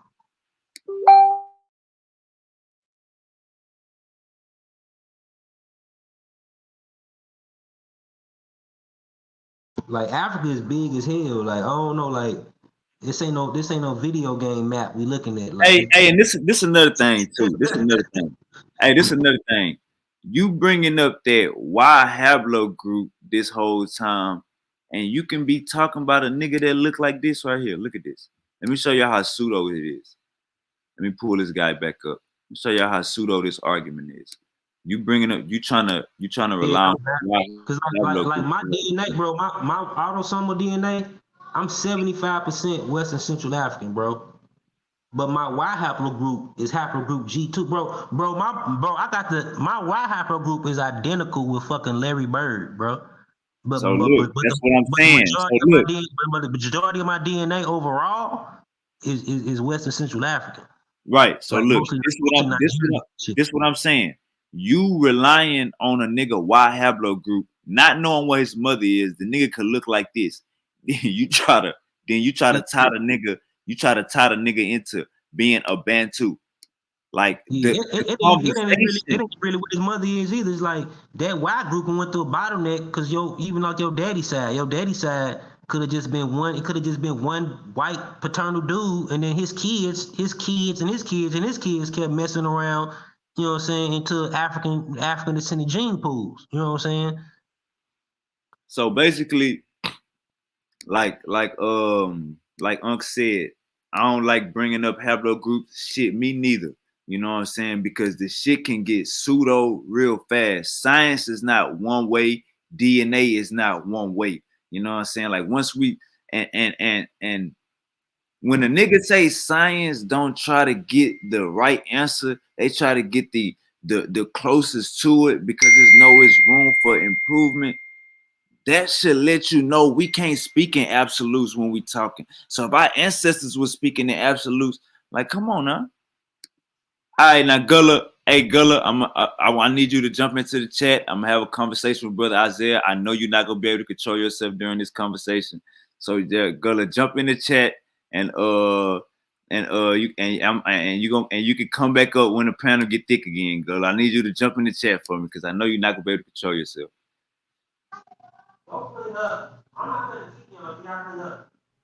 You heard me, Gullah? You heard me, Gullah? All right, hey, Brother Isaiah, you there? Shalom, shalom. Yabarakaka, Yahweh Shem Mashiach Shai, and Hotep. Hotep, brother, Hotep. All right, so let me say this real quick, Brother Isaiah. Anytime, you know what I'm saying? Like anytime, I know you had some words about some brothers on the panel. Anytime, man, you got some guys you don't really want to talk to, you know what I'm saying? Like I ain't the type to be like, I ain't the type to look at it no other type of way. You know what I'm saying? I'm understanding. So if somebody click the link within now or in 5 hours or in 2 hours that you don't really want to have a conversation with, you know what I'm saying? It's good. You know what I'm saying? You can let me know and we can handle that. You know what I'm saying? Because it ain't no point of bringing you on the show, you know what I'm saying? And we ain't building, you know what I'm saying? Con. All right. All right, The water brothers. for that, man. I appreciate that. Let me just respond to that real quick. I just want to say, and this is for everybody in the Israelite conscious, Kemetic, in the entire conscious community. Shalom, my name is Karatazaya Bani Yasharallah, also known as Isaiah Yasharallah. I have no problem. And I want to say Thwada to you. Thank you, because you're so honorable. And that's what we deal with. So I'm not going to go on myself, say Thwada to you because you're honorable. I want to say I have no problem building with anyone. It's just that when we go beyond the boundaries of in every community, whether it's Kemet or whether it's Israelite or whether it's the politic community, whatever politician community, there's honor and respect that has to happen. Now, I don't take death threats of my family or anything like that serious. I don't take it as a joke. At the same time, a sister was murdered by the police and shot in the face by a white man, which I consider to be the Edomites. One of the people who we've been teaching for over 10, 16 years, who are the blessed people of the children of Israel, said they would murder me and my family. And then firearms on social media. the same time, the sister was shot in the face by the police. We don't take things like that kindly. We're public people. We go out, we meet friends and family. Hey, Shalom, did you know you're from the Sun King? Did you know you're from the Sun King? Did you know you got to come back to the Most High Law? And we're also family men who protect our families and brandish firearms, whether the police say we can or not. So these are things that take into consideration when you're trying to build a nation. You don't start with threatening people's lives because the same role can be rolled on the person who rolled it, the person who sets the net, they'll fall into it themselves. We got to be honorable. So with that being said, I know scriptures for how the Father gave to me. Thank you for your time, Sean. You're honorable. Yakna. The point is saying such to say, I have no problem talking to anybody. Hashing out issues, communication. That's what we do. And I'm grateful that you reached out to me. All right, all right. I You don't allow already. myself to be dishonest. Okay, all praise. So with that being said, there's nobody clinking, anyone you can think of. There's no problem. Let's build because that's what the objective is. But when it's beyond building, I'm intelligent enough to go and study opposed to argue, especially with someone who's not building. So I yield the floor, man. Shalom. All Peace right, and blessing be on. What's the word, all brother? right, all right. So let's build. This is a great conversation. I think we all could have, and I'm gonna put that link in the chat for anybody want to jump on. This is the first question I got. Is being LGBTQ, is that a mental illness? This is my first question. Is trying to be with the same sex and live a long lasting life. Is that mental illness? That's my question for both of the brothers on the panel. I wouldn't say it's mental illness. I just say it's their damn choice. I mean, I don't shit. That's on them. Shit. I don't think it should be nobody's business though. What you do behind doors, or you should wear it on your sleeve as an identity though. Like, you know what I'm saying? That you do that. Like, I don't think it should be an identity. I don't walk around with straight pride flags on. You know what I'm saying?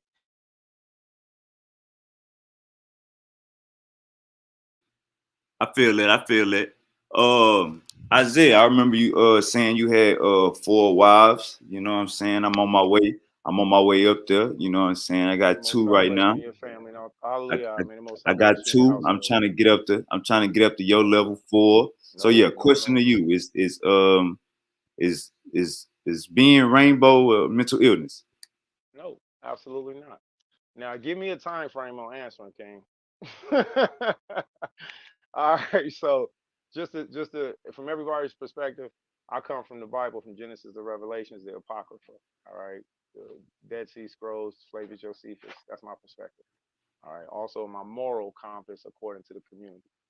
Do I think it's a mental illness? I think it's a decision that people make that goes against nature, and they know it. Sometimes people are hurt. Sometimes people are put in that situation. Sometimes we're raped, unfortunately. You know, and then sometimes people don't have a choice, and that's unfortunate. But against nature is what we see it goes. Now, if a person continues in that route, any way of thinking can become a programmable behavior, which can cause rewiring of what's natural and become what's called, mental illness. So, my first stance is it's against the Most High, it's against nature. Men ain't supposed to put their rods in other men's bum bum. You got your whole pubic hair on a dude's beard. That's weird as hell. You don't think that? So just the masculinity of men and femininity of women and women and being able to procreate is what we see happening. All right. So that's my respective opinion. I yield the floor.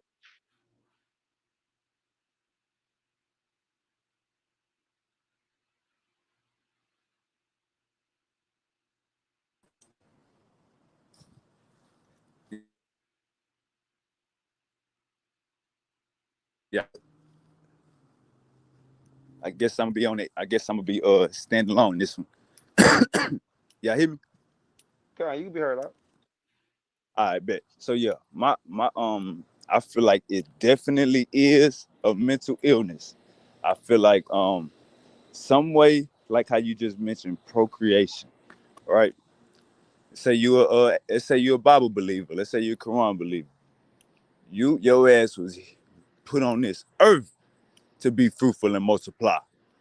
Can I get a hallelujah, amen? Now, Hallelujah. let's say you were atheist. You come out your mama womb.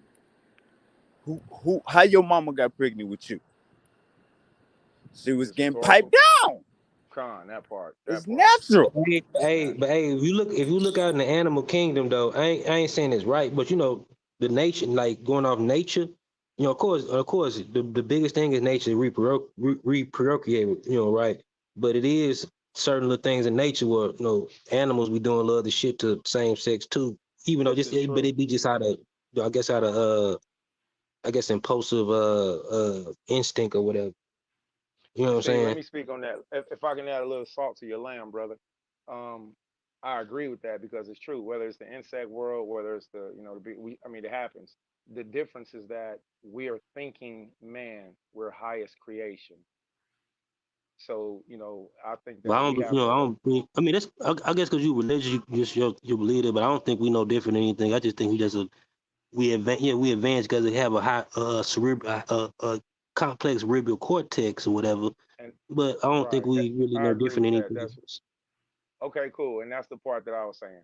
So with that being said, the animal world, it does happen in. All right.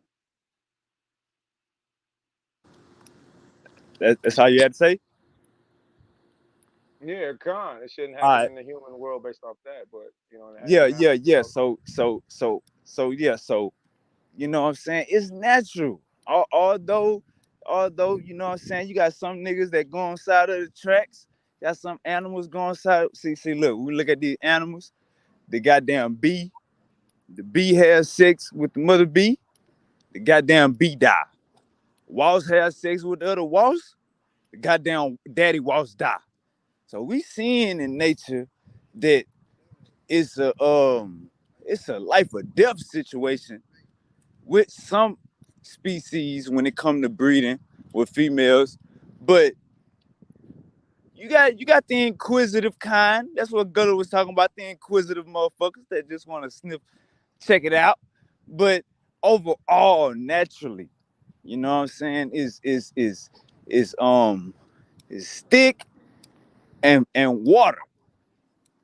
Yeah, yeah. Just like when you got dogs. If you ever bred dogs or whatever, had dogs.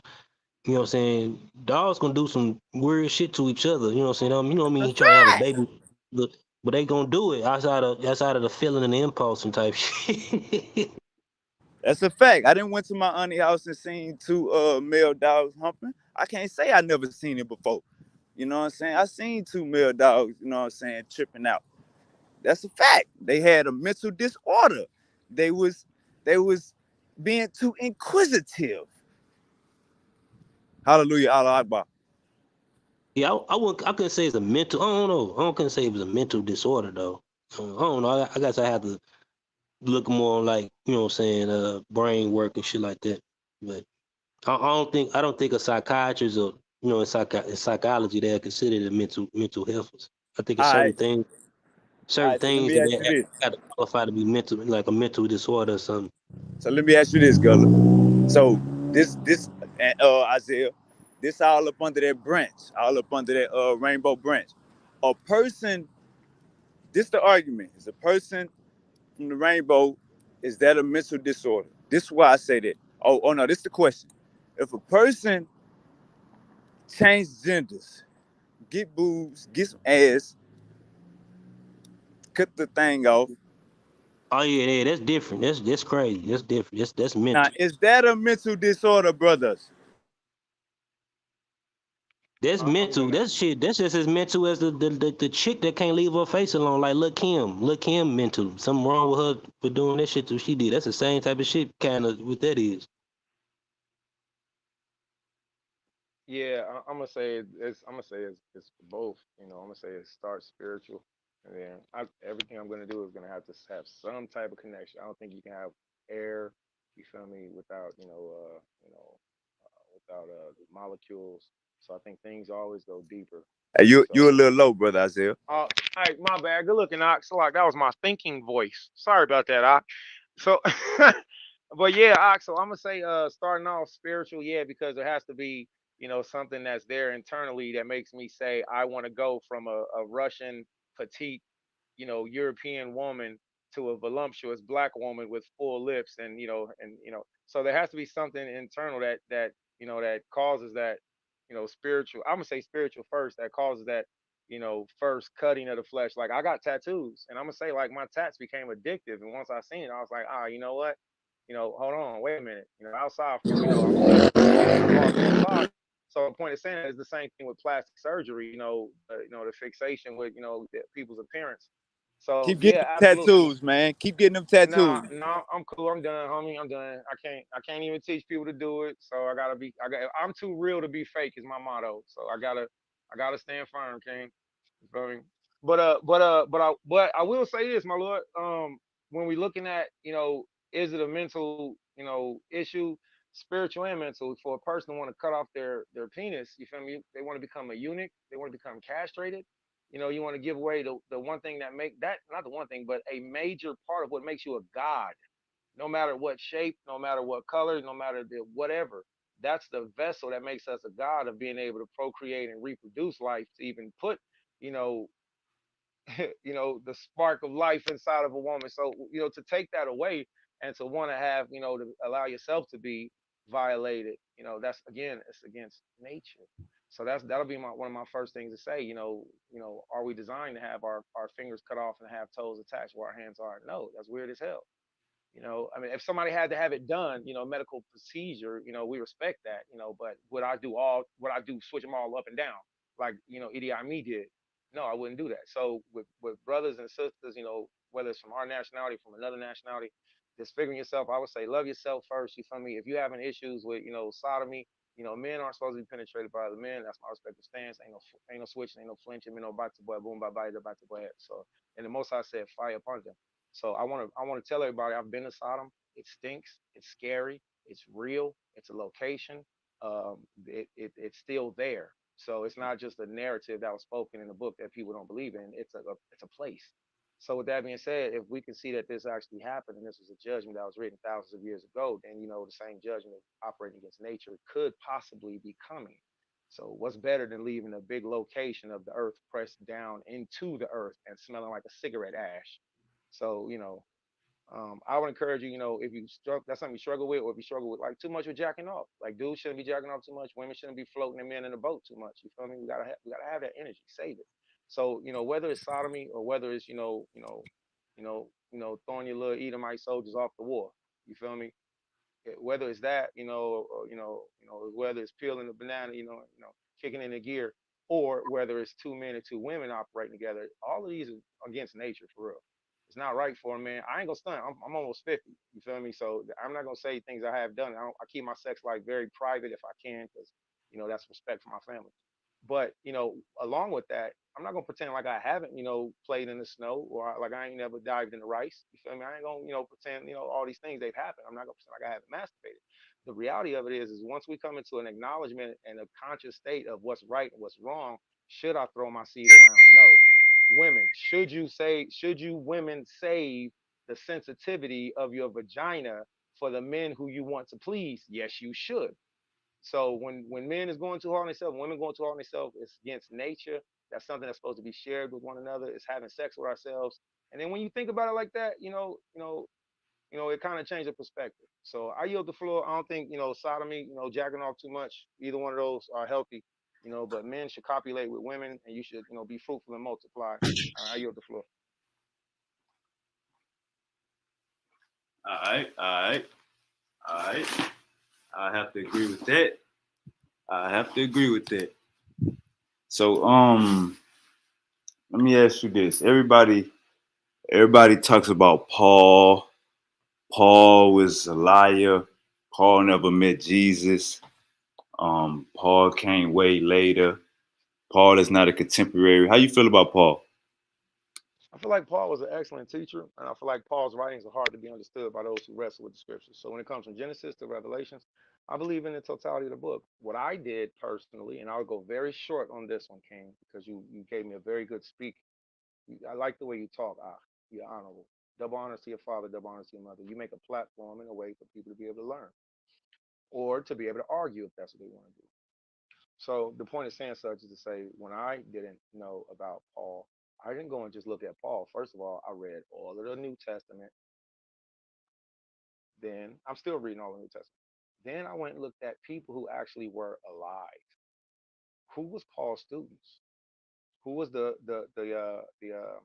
who were the Roman rulers at the time when they claimed Paul was alive? Were there any other historians that wrote about Paul? And there's some mix up about Paul and Flavius Josephus, saying that he was an Edomite, but that's not even talking about the same Paul. That's talking about the brother that's from Acts chapter 16. And that's okay. The point of saying such is to say, I look at, historical books more than I look at the book of Enoch, even though I acknowledge it. I can't prove everything from it, but I can prove people who live. I can prove locations. I can prove geography. You know. So with that being said, I think Paul was an excellent teacher. And people that don't understand him, I encourage them to keep looking. Don't throw the baby out with the bathwater. I think we simplify ourselves when we just take something and say, no, that's it, that's all, and we stop learning. So just dig deeper. If you don't believe, don't discourage others from believing. You feel me? And if you do believe, don't get flinched easy and then get shook and stop believing just because somebody else don't. So I yield the floor.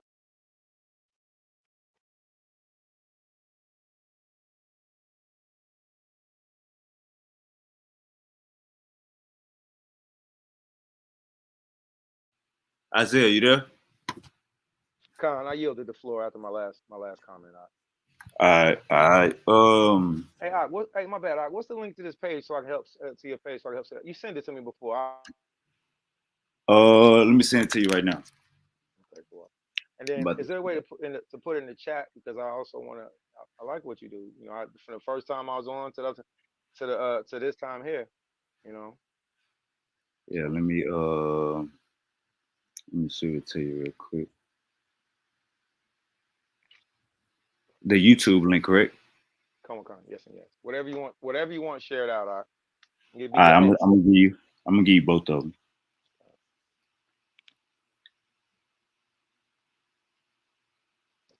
So just a little further. My bad. Just a little further. No, you good. Keep going. Okay, Tawada. Okay, I landed. Just a little further more on Paul. I'm gonna wait to hit that link because I don't want. I'm on my phone. I don't want it to kick me out of the show. So I apologize. You good? And then there was kind of almost there. And then another time I didn't. Anywho, for anybody who wants to research what I'm saying, I can say what I'm saying freely because these are things that I've read. Now I've been called many things in my life. One thing I've been called was a babbler. The scripture says the treasures of a man's heart are what comes out of his mouth. So the point of saying that is to say, if I'm saying it, then I should be able to produce my information. So I want to say, if anybody gets a chance, look up this man. I don't hide information. King Solomon freely gave wisdom. All right. Write this name down, everybody. Eusibus.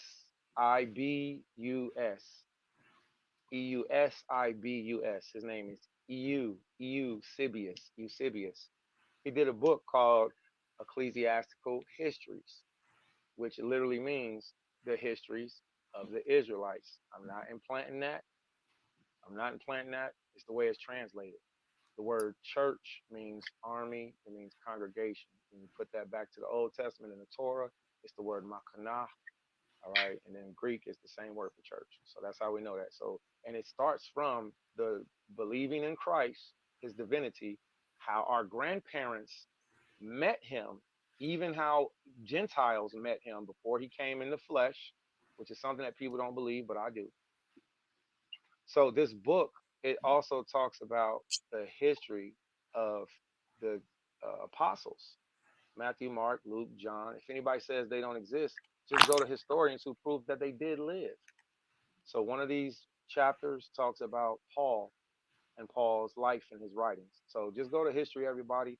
If you don't think somebody existed, just go and pull their records. Everybody had a birth certificate, I think, except for maybe Adam and Eve.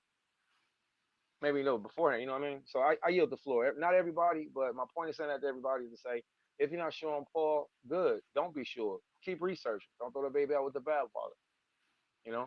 And then go and look up historians who talk about these people. All right. With that, I yield the floor. Tawada, thank you for your time. Already. I just had dropped a video on my YouTube. Let's get into it.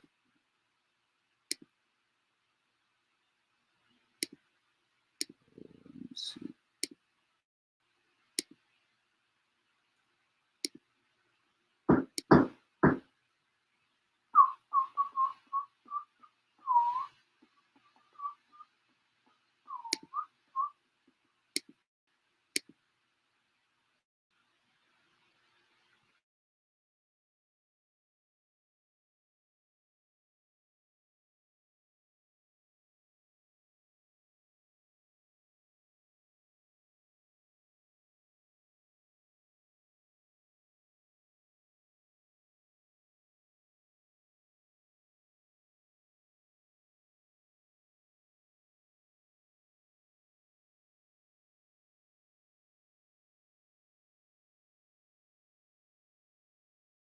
Are you back up?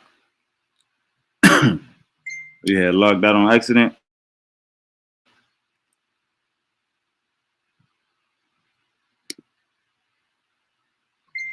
Let me see something real quick.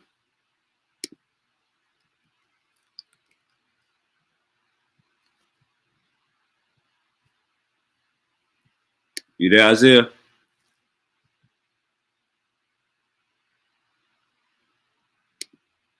Isaiah, you there?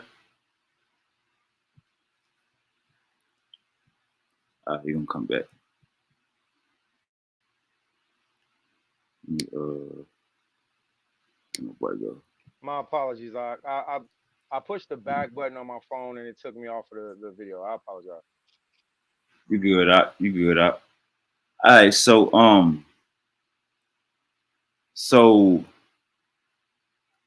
the the name Muslims call God Allah. Christians call God God. Hebrews call God Yahweh or Yahweh. Um, the Yakad cult, they call God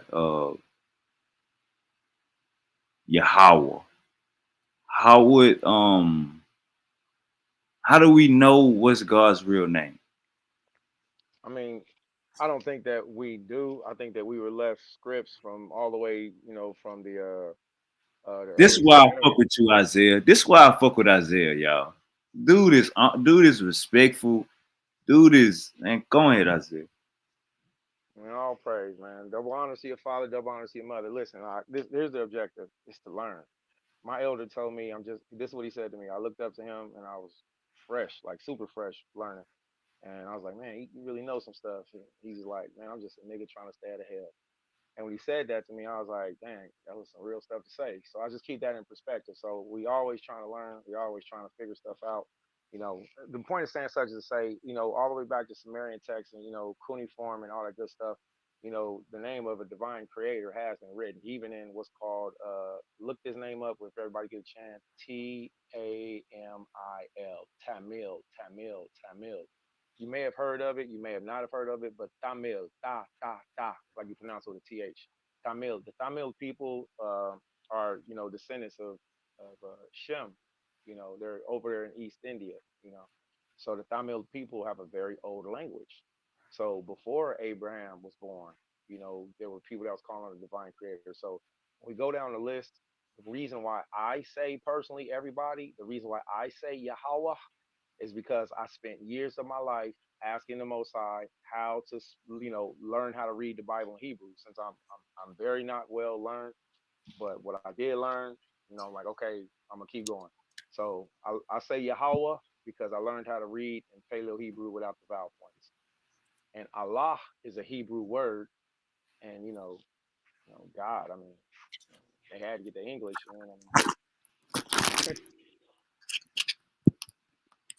But yeah, man, yeah. So if I'm talking to somebody and they say Allah, it makes sense to me because I say Allah, I say Allahaya, I say Allahaya Nawa. You saying? So all of these words are found, these names, these titles are found in the Torah. They're found all throughout the Bible. When you get to the New Testament, of course, it's Greek instead of Hebrew, unless you read the Hebrew version of Matthew. which has been found. There's a Hebrew version of Matthew. All right. So which proves that the apostle Matthew wrote his translation. So that can be documented and brought up. But the point of saying that is to say Allah is, the power. Yahweh.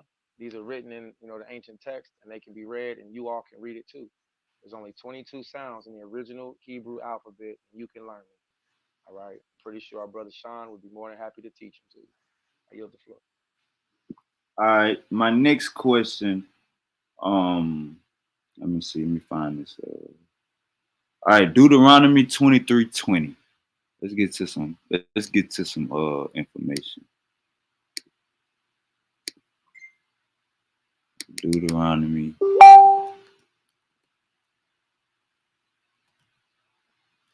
You got your sword on you.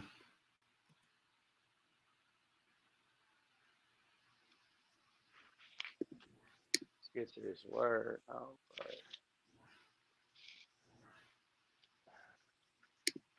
All right, Deuteronomy 23:20. Let me go to Bible Hub. All right. Oh, I want to share my screen. Let me share my screen.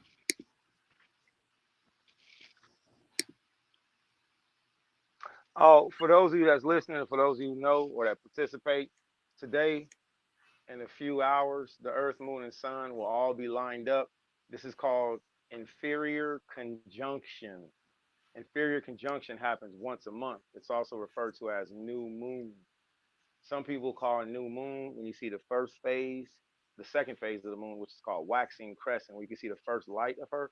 Some people call that new moon. That's actually the ending phase of new moon and the beginning phase of waxing crescent. So with that being said, in a few hours in Jerusalem, it will be, the earth, moon, and sun will all be aligned. And I keep repeating this, so I want you all so you can look it up, memorize it.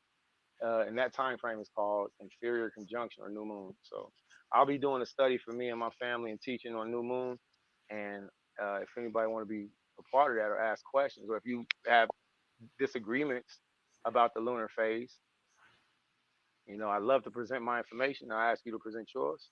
All right, so our people can get an understanding. Why?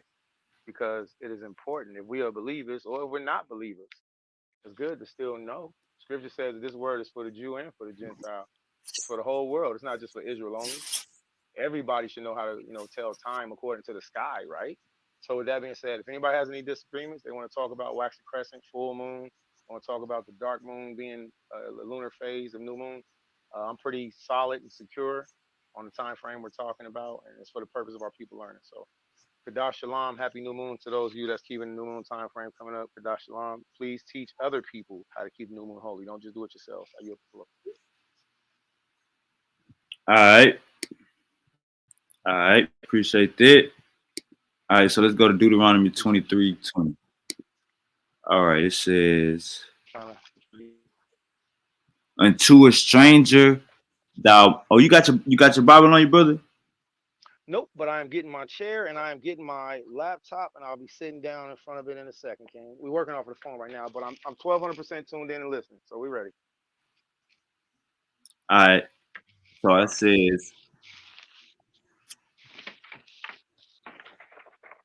says, to a foreigner you may charge. Oh, mute out for me real quick. Isaiah. Yes, sir. My bad. So unto a stranger thou mayest lend upon usury, but thy brother thou shalt not lend upon usury, that the Lord thy God may bless thee in all that thou settest thine hand to in the land whither thou goest to possess it. All right, so let me read the New King James. It's got a better understanding, a better wordplay.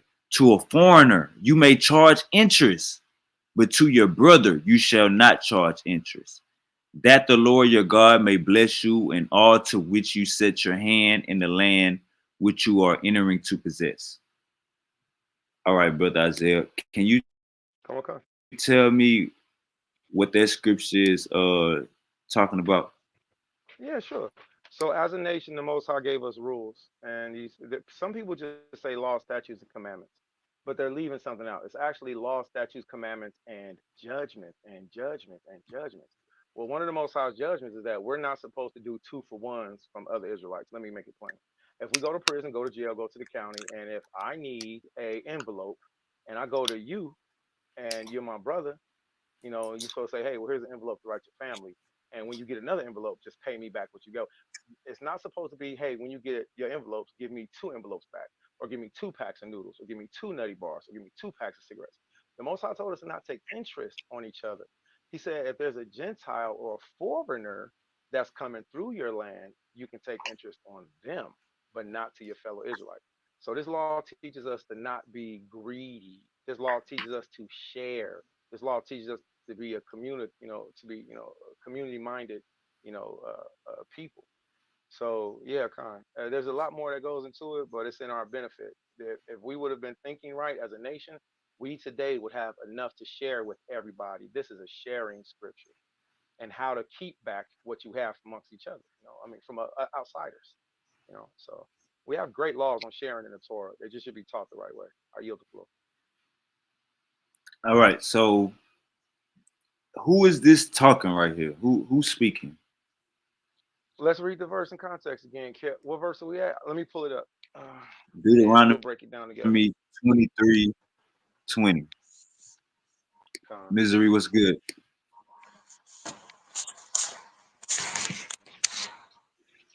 Deuteronomy 23 KJV, Blue Letter Bible. All right. So out of it being patient. So, and we're in verse 20. So can we start at so we only in verse 20, so can we start at my mother taught me to read 2 verses up and read 2 verses down, and it'll help you get a better understanding. So can we start 2 verses up just to see? Go ahead. I just want to know who is this speaking right here. Okay, for sure. All right, so I'm gonna start at verse 1. Deuteronomy 23, verse 1. All right, says and we're starting at 23, correct? Chapter 23. Say it again, boss. Chapter 23, yeah. Chapter 23, okay. All right. So I'm going to read down. What I'd actually like to do is go back a couple chapters to where the conversation starts, to where it says, "And the Lord said unto Moses." Why would I do that? I would do that so I can read it in Hebrew to be able to say, "Oh, this is where it says Wayat Amar," and he said. But let's stay right here without taking too much time. So 23. And I'm gonna find a good starting place. So if anybody could see my screen, which we're starting the screen share on Isaiah Yashala YouTube, if anybody could see my screen, there's certain markers that are on your book. There's markers called pill crows. If you're looking in the Blue Letter Bible, you'll see what's called a blind P or a backwards P right next to the verse. So if you look at Deuteronomy chapter 23, verse 17, there's a pill crow. Verse 19, there's a pill crow. All right. Verse 21, there's a pill crow. So that's just for those that are watching and that can't see. So let's answer the question if we can to the best of our ability, and then let's see if we can learn. Deuteronomy chapter 23, verse 17. There shall be no whore of the daughters of Yasharallah, nor a sodomite of the sons of Israel. So that answers our question from earlier. So there shouldn't be any whores of the daughters of Israel. So women, stay with your husband, stay with your men. Don't be dibble dabbling in other things. Stay faithful. Adultery actually starts with an intention. So don't even have intention of doing nothing wrong against your man, and you won't commit adultery. All right. So there should be no whore of daughter of Israel, nor a sodomite. A sodomite is a bate boy. So the Most High said we can't be no mama man. All right. So it's not lawful to be a sodomite. All right. You can't be digging in the trash. All right. You can't do that. All right. Nor a sodomite of the sons of Israel. Verse 18. Thou shalt not bring the hire of a whore, nor the price of a dog into the house of Yahweh thy Allahiyah for a vow. So a prostitute, a stripper, a bar girl, OnlyFans member. She wasn't allowed to bring her OnlyFans, whatever you call it, person maker. She wasn't allowed to bring her tithing to the tabernacle of the Most High, because that's not good. Also the price of a dog. You feel me? You can't bring that as a sacrifice. All right. If anybody has any discretions on that, speak on it. Into the house of Yahweh thy Allahiyah for any vow. For even these are an abomination to Yahweh thy Allahiyah. If anybody's wondering why am I reading like that, I'm saying Yahweh in Hebrew because whenever it's capital L, capital O, capital R, capital D, it means the Most High. And it says Zai Allahaya, which is our power. So Yahweh is what we say when we see all capitals. And then God right here is actually Allah. So for all my people who speak Arabic and those who read the Quran in Hebrew, right here, it's every time it says capital G, lowercase od, primarily is going to be Allah, Allah, Allah, Allah. And this is why I say Allah, Awakba. That's why I say, Allah, Hayana wa Barakatah. Because Ooh, my there boy, are, bringing it out, man. You preaching right now. Goddamn. man, amen. For all praise the Most High. So Allah is everywhere in the context, between the So Arab and the Jesse Hebrew. is right. Goddamn, Jesse. Click the link. So with that being said, Deuteronomy chapter 30, 32, verse 18, 19, and we'll stop at verse 20. All right. So the reason why I'm saying I'm reading the name is to see who was it that gave these instructions to us. So verse 19, it says, thou shalt not lend upon usury unto thy brother. So it's not lawful for me to get a 2 for 1 out of you, for you to get 2 for 1 out of me. Straight up, 10 toes, 12 toes down, whether it's a lunch break or whether, we doing time. Bro, you got me? Yeah, I got you. All right, that's it. That's all. All right, that's love. That's community. So we're not supposed to do usury. So there's not supposed to be check cashers, bank cashers, not bank. I mean check cashers. Buy here, pay here, car loans. Interest rates. They ain't even supposed to be. All of that's wrong according to what we're reading, right? So let's finish up. Thou shalt not lend upon usury to thy who? To thy brother. Usury of money, usury of victuals. That's your food. Usury of anything that is lent upon usury. So just be fair, straight up. Verse 20. Unto the stranger thou mayest is the opposite of may not, right? So unto the stranger thou mayest lend upon usury. Why? Because they're not a part of our community. They're not keeping the same laws, statutes, commandments, the judgments that the Most High told us to keep. It's not about race. It's not about racism. It's not about excluding anybody. But I know this: if we got our own family, community, school, camp, congregation, we all come into the same platform to learn, and we all put in the same pot, then we'll all get the produce out of it. But then we have people that come in that's outsiders, strangers, people that we don't know. They're not working with us. They're not moving the same way as us. So the Most High told us to actually let them stay on the outside. Leviticus chapter 5 and Numbers chapter 5. They're supposed to stay on the outside of our communities. But it don't mean to not be just or not to be fair with them. It just means that if they're a part of the Israelite nationality, and there's some people that were not Israelites, many of innumerable amount of people that were not Israelites that followed the way, however you want to call it, Hadrak in Hebrew. They followed Hadrak, the way, that were not blood-born Israelites, including myself. As far as I know, I could be a Canaanite, but I'm gonna follow Hadrak. I'm gonna follow the way. Why? Because these are laws, statutes, commandments, and judgments that are safe for everybody. Man, hey, hold up, man. Hold What's up, up, bro? man. I gotta let you. Let me take this off the screen. I'm gonna let you know right now. You know what I'm saying? You too good.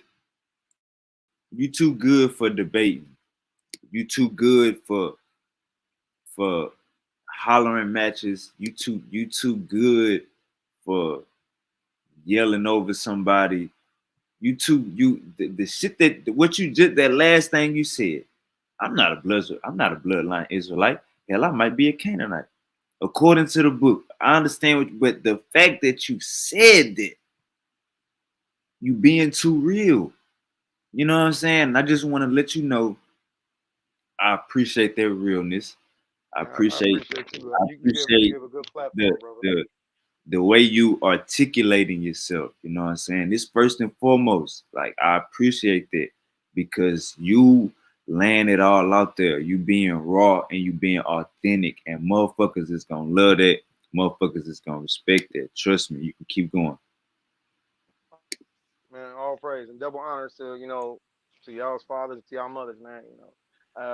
The point of saying that is to say, if you look for information, it's there. You know what I'm saying. So everybody, we have the same. The sun, it shines on all of us. We have the same opportunities to do this stuff. I'm not a money person. I'm terrible with money.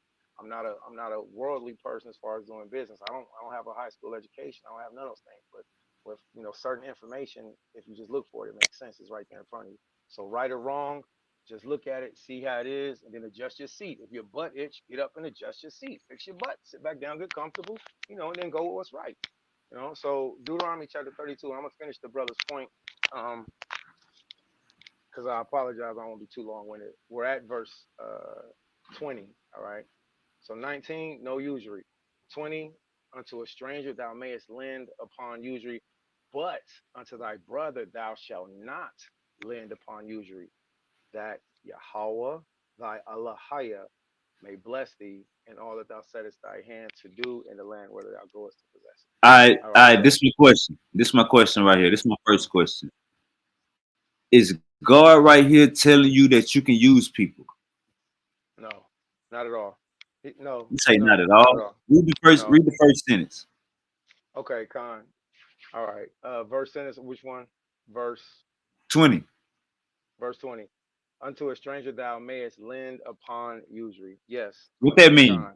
What It that means mean? usury. It means usury. But I So so it God do, it saying, does it so does God say that you saying can you can use. Yeah, use. Con. Con. It's saying that God you can is use saying that people. you can Con. use somebody, right? Absolutely, it is. Absolutely. Now, let me explain Okay. why I said no, it's not. The reason why I said no, it's not because the context of using somebody, how we see it in today's world, isn't the same. Like how people use people today is not the same as how the Most High saying, Yeah, I use got you. I somebody. got you. I Right. That's got you. all We I mean to good. say. We So, good. Yeah. So yeah, con. I'm just being. I just made a blanket statement. God Hey, that saying was we good. can use. Hey, you know what? I shot off. I shot off the hip too fast, and I had to try to catch that bullet. Boy, I was running like Flash. Hey, check this out. It's a scripture in Proverbs chapter 6. It says, if thou hast set a snare for thyself with thy mouth, relieve thyself from it. If you messed up, ain't nothing wrong with saying, oh, you know what? Oh, you know what? It's my bad. Facts. Facts. Facts. All right. So we got. So just for everybody, everybody listening and for the panel, this is God talking, correct? I would say that we're in Deuteronomy chapter 23. Moses was still alive at this time. So I would say that this was the instructions from the Most High through Moses. Not trying to be too technical, but I wouldn't say that this was the Most High that said this. According to how we read it, the laws were written by the finger of the Lord and given to Moses. So I would say Moses actually one verbalizing it, maybe Joshua, you feel me? But it was given to us by the Most High. Okay. Okay. All right. So let me see. Let me see. All right. So this is my next question. So God is saying, He talking to somebody, and He's saying, don't do the, don't tax your brother, but tax them outside niggas. So if God is all knowing, and if God created everybody equally, and if God created everybody, he's the ruler, the creation, He created everything. Why is there a stranger? What is the strength? How is that possible? A No, foreigner. that's great. That's excellent. That's excellent. That's excellent. So check it out. The scriptures, remember this, everybody. The scriptures also says there's one law for the Jew, one law for the Gentile. So if somebody's passing through our land, they're not going to get the same deal that you're going to get from me. They're just not. We're part of the same family, part of the same clique, same community. We keep the same laws, statutes, commandments, judgments. If somebody's just passing through, ain't it fair that we make sure that we taken care of? They got what they needed, but I might give you, I'm definitely gonna give you, what you need. I'm gonna give them what they need. But don't our family need to eat too? Don't we got to give to the Nah, Levites? this what I was saying. This what I was saying, brother. Isaiah. Right, This what I was saying. right. So God created a stranger. God created a Yeah. foreigner. Oh yeah, for All sure. right. That's an Well, easy. okay, okay. So we get into this. Is my next question. Mhm. So is God racist? Depend on the definition of racist on how people taking it. He's definitely a separatist. He Is definitely is a he? Is separatist. he? Is what I mean by racist is he choosing one people over another people? According to what he wrote, absolutely. He says So he God. So made a God is covenant racist. with. Well, I can't use the word racist because I don't know the definition of it on how it's been used in context. But I do know this: No, the Most High this the chose. context. This the context. The Mhm. context. Let's just say wavy definition.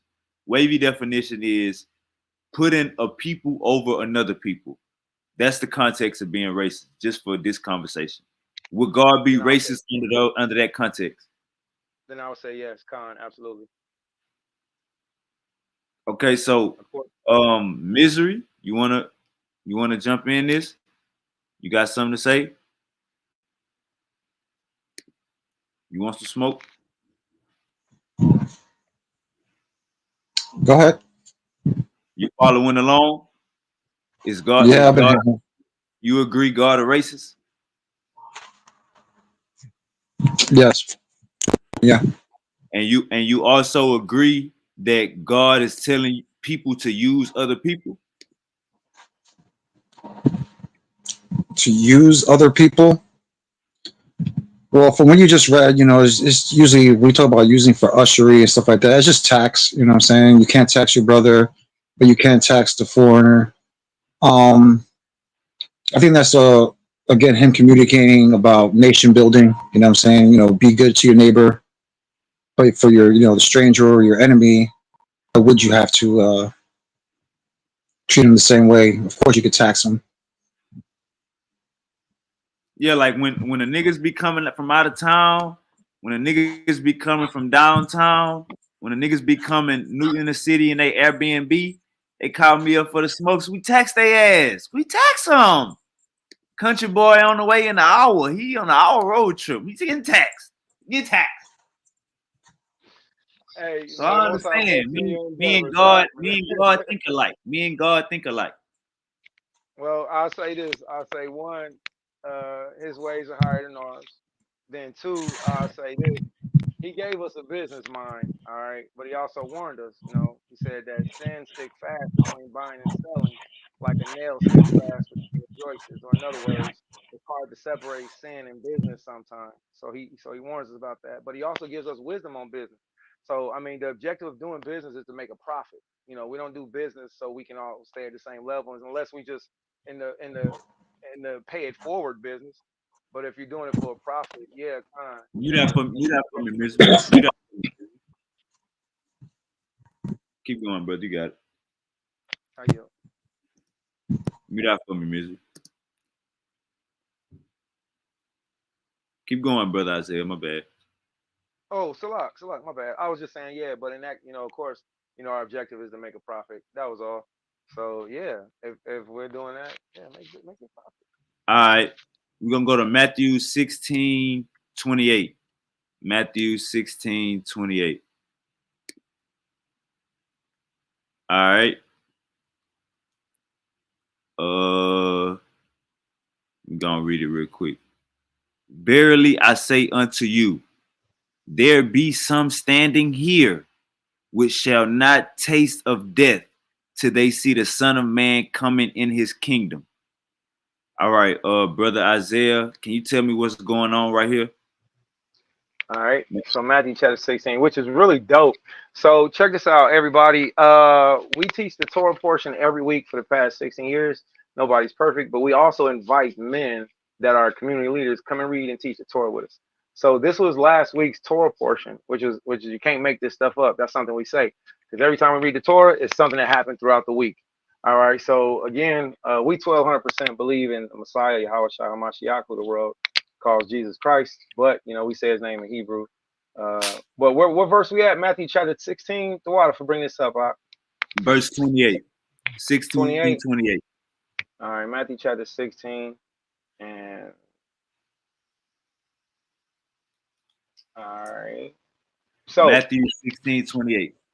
Excellent. So for everybody that's watching, if you can see, we start at chapter 16. We're going to start at verse 24 because that's where the pill crow is. I talked about the pill crow last time because that's how you can find where the subject starts at. All right. Pill crow is also called a blind P or a backwards P. And this, if you're reading old books, this will help you to, break them down. All right. So Matthew chapter 16 is verse 24 through verse 28 is the whole subject. It says, then Jesus, Yahweh Shai, Isa, then said Yahushai unto his disciples, if any man will come after me, let him deny himself and take up his cross and follow me. For whosoever will save his life shall lose it. Whosoever will lose his life for my sake shall find it. For what is a man profited if he shall gain the whole world and lose his soul? Or what shall a man give in exchange for his soul? Verse 27, for the Son of Man shall come in the glory of his Father with his angels, and then he shall reward every man according to his works. Verse 28, verily I say unto you, there be some standing here, which shall not taste of death till they see the Son of Man coming in his kingdom. All right, hold that thought right there. What mean? What's going on right here? I got you. I'm about to get that real quick. All right, let's get this scripture. Isaiah All right. Isaiah. Yeah. I'm about to pull up a precept. I'm about to pull. No, it's not a precept. It's not a precept. So, It's a scripture. oh, Just you hit me can't. up. So you can't just tell me. You can't just tell me what 1628 mean. No, I can't. That's why I gotta get this scripture, right? Okay, I got Come. Isaiah. All right. So it's Isaiah chapter. All right. So give me a second. I know the address, but I don't know. I gotta pull it up. All right.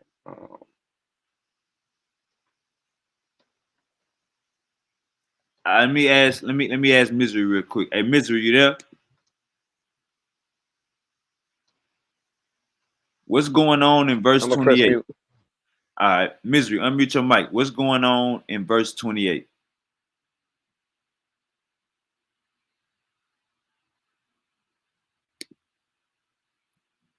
You gotta unmute your mic, Misery.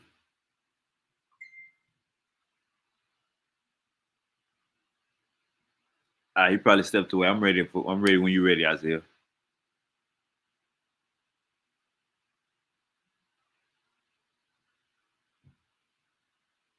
And I want to know who is talking also. Matthew 16:28. I want to know who is talking and what is going on right here. Yeah, for sure. So, as far as Matthew, let's do two parts. First part, as far as Matthew, this is the one that's known as throughout history Isa, Jesus, Yahoshua, Yahushai, Joshua. This is him speaking. All right. So he's having his first well, not first, but he's having a conversation with the Pharisees that's testing him, and then after that, the conversation flows down into him. Into him teaching us that if you're gonna follow me, you gotta follow me 12 toes in, and you can't punk out. So first he tries it. First, there's a group of Pharisees that try to check him, on his doctrine, on his teaching, and then he turns to everybody else, and he teaches about himself, and he says, you know, stay in the way. So I just kind of paraphrase that. So, but that's that. So that's what it is. All right. So the next one is Isaiah chapter 29.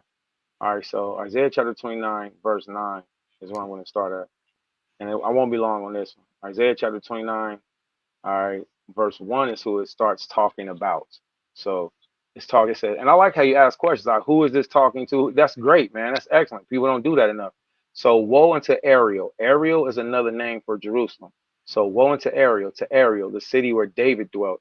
And ye, so like that, and add ye year to year, let them kill sacrifices. All right. So we see who he's talking to. Skip down to verse 10. Verse 10 says, verse 9. Verse 9 says, stay yourselves and wonder, cry ye out and cry. They are drunken, but not with wine. They stagger, but not with strong drink. Now, this answers my Matthew 16 question. All right, verse 10.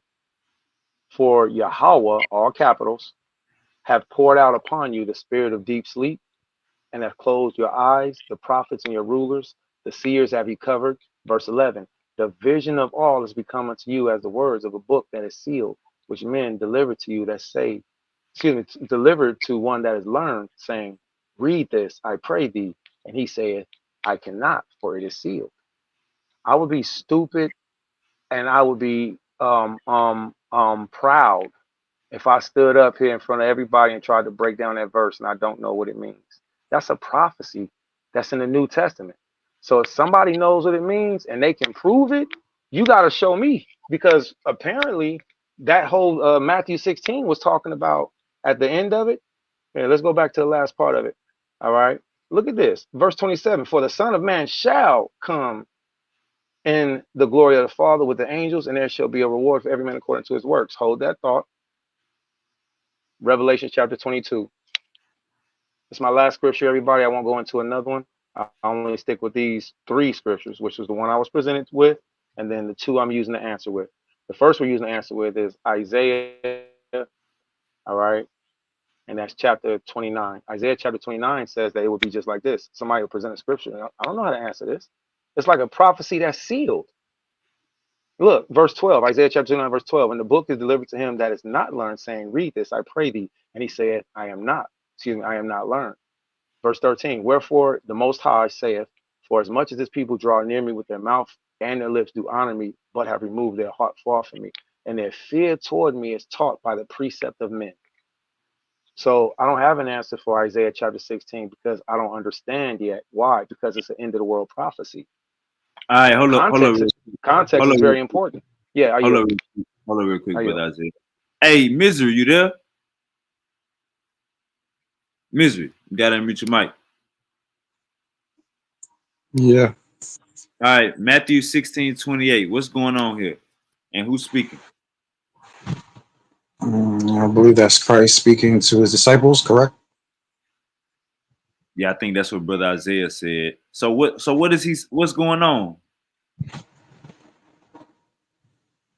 I don't know. Read that verse again. I think he said that's when he sees the Son of Man going into his kingdom. I believe, right? I'll read it for you. No, I'll read it for you. It's okay.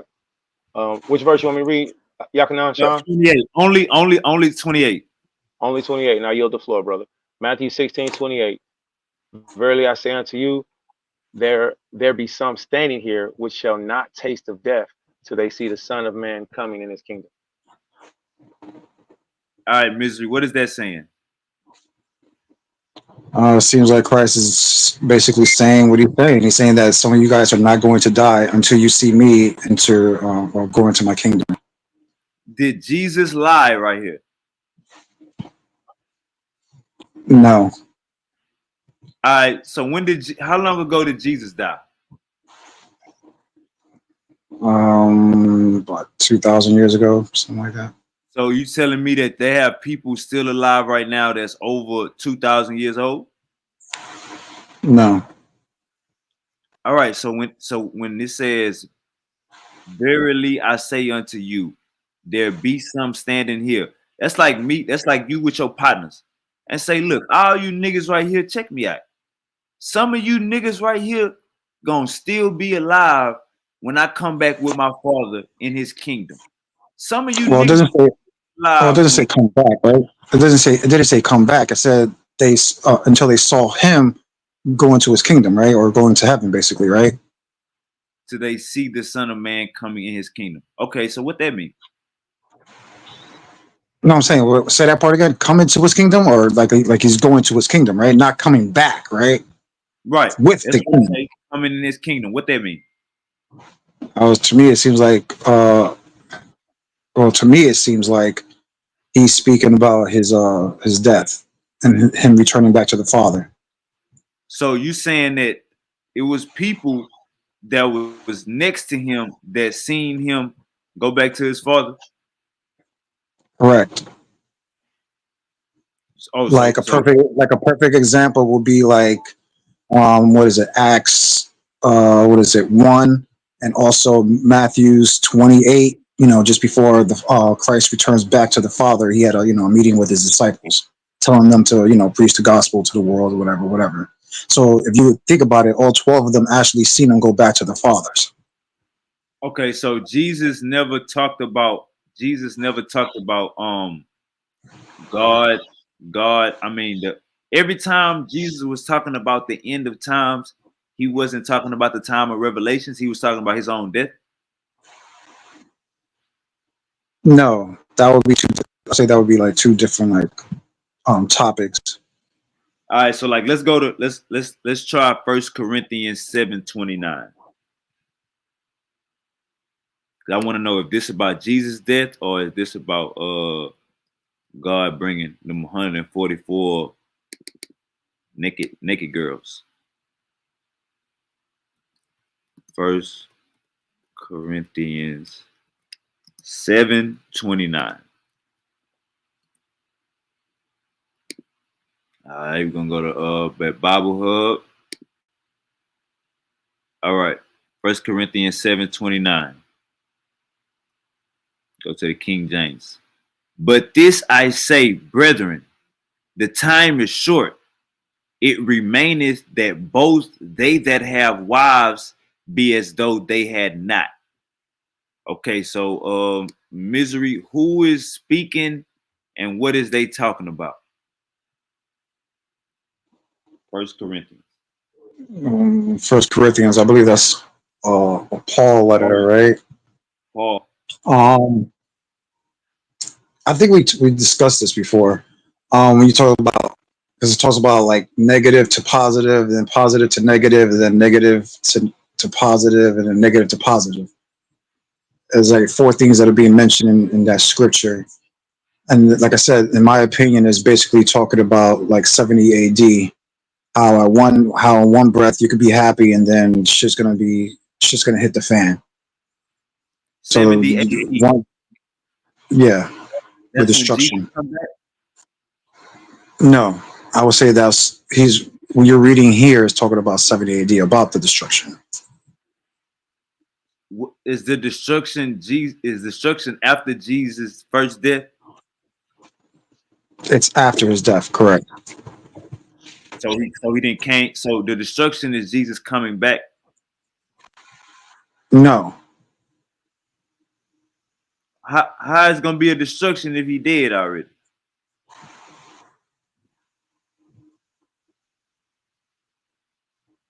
What do you mean? How is it going to be a death after?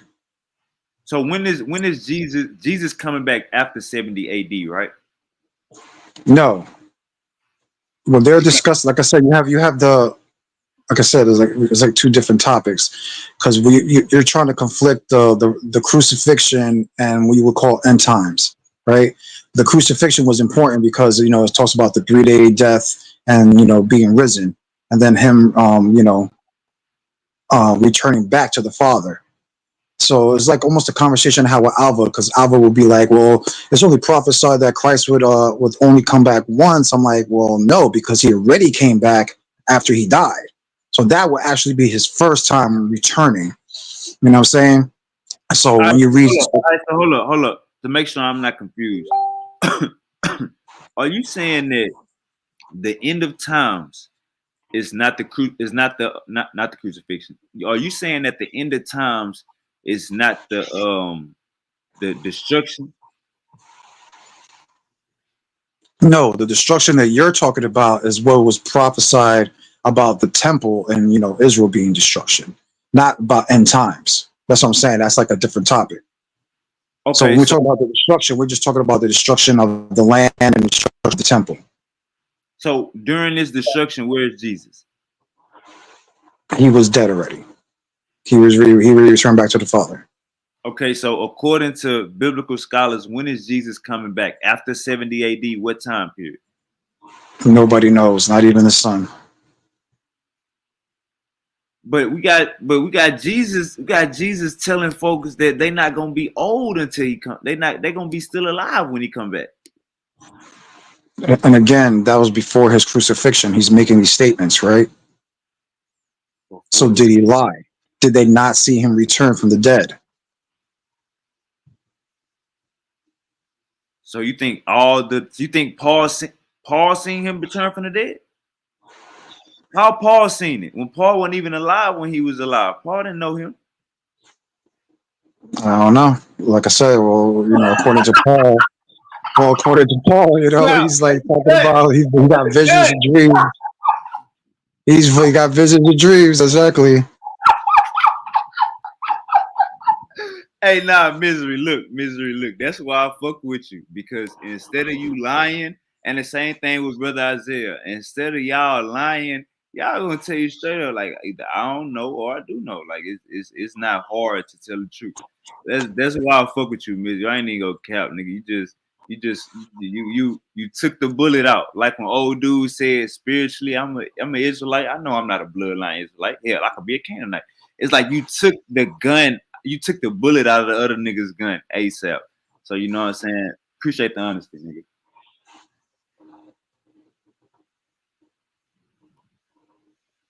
Yeah, anybody that claims they know everything is full of shit. It's almost like what Dwayne used to talk about all the time. Ain't none of us got a time machine to go back in time to witness these things. So yeah. All right, so let me ask you about this. So how you feel about the so with the Old Testament only, right? Why you got Jews calling Mary a whore, but Catholics praise her like she was a virgin?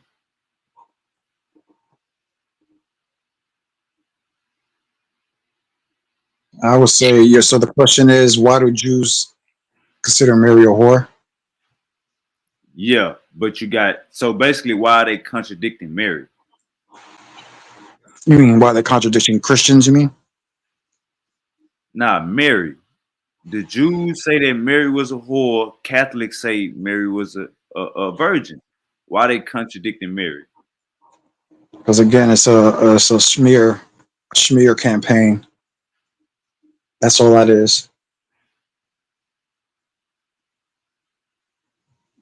Because like I said, I think the Christians' biggest mistake is how they misrepresent the birth of Christ, about this virgin, this immaculate conception. That's what I'm saying. So when you talk to a Jew about it, they usually laugh about it because, like I said, they know there's no such thing according to their Torah or Tanakh. So they basically mock it, and it's basically, oh yeah, you see that Mary was a virgin. Oh, she must have been a fucking whore. If you're saying that Joseph isn't her father, then she must have been a fucking whore. You know, it's a So smear campaign. so you saying the Jews are right?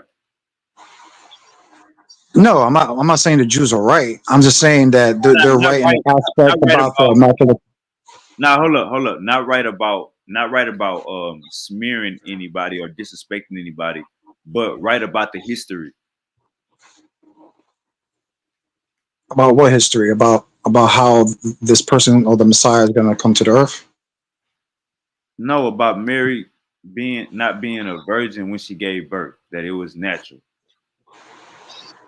Yeah, I would say that. Yeah, they knew that it was a natural birth, but they would mock Christians because, like I said, a Christian would tell them that, you know, it's just immaculate conception. Well, to them, in a Jew's view, they're like, well, never heard of this immaculate conception nonsense. So Mary just must have been a fucking whore. If you're saying that Joseph wasn't Jesus' father, then you're basically saying Mary was a whore.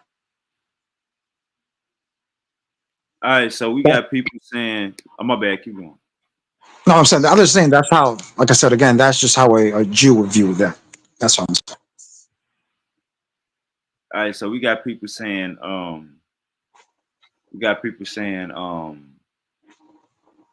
God's real name is Yahweh. God's real name is Yahweh. God's real name is Allah. According to Misery, what is God's real name? I really don't. I'm just gonna keep it real. I really don't get into those type of matters. Like I said, to me, you're either a child of light or darkness. All those type of matters to me is not really important. If the Most High, whatever the name the Most High revealed to you, then keep it that way. Or that's what the name that Elohim revealed Himself. I respect that. I respect that. Now you said Elohim. What is a Elohim?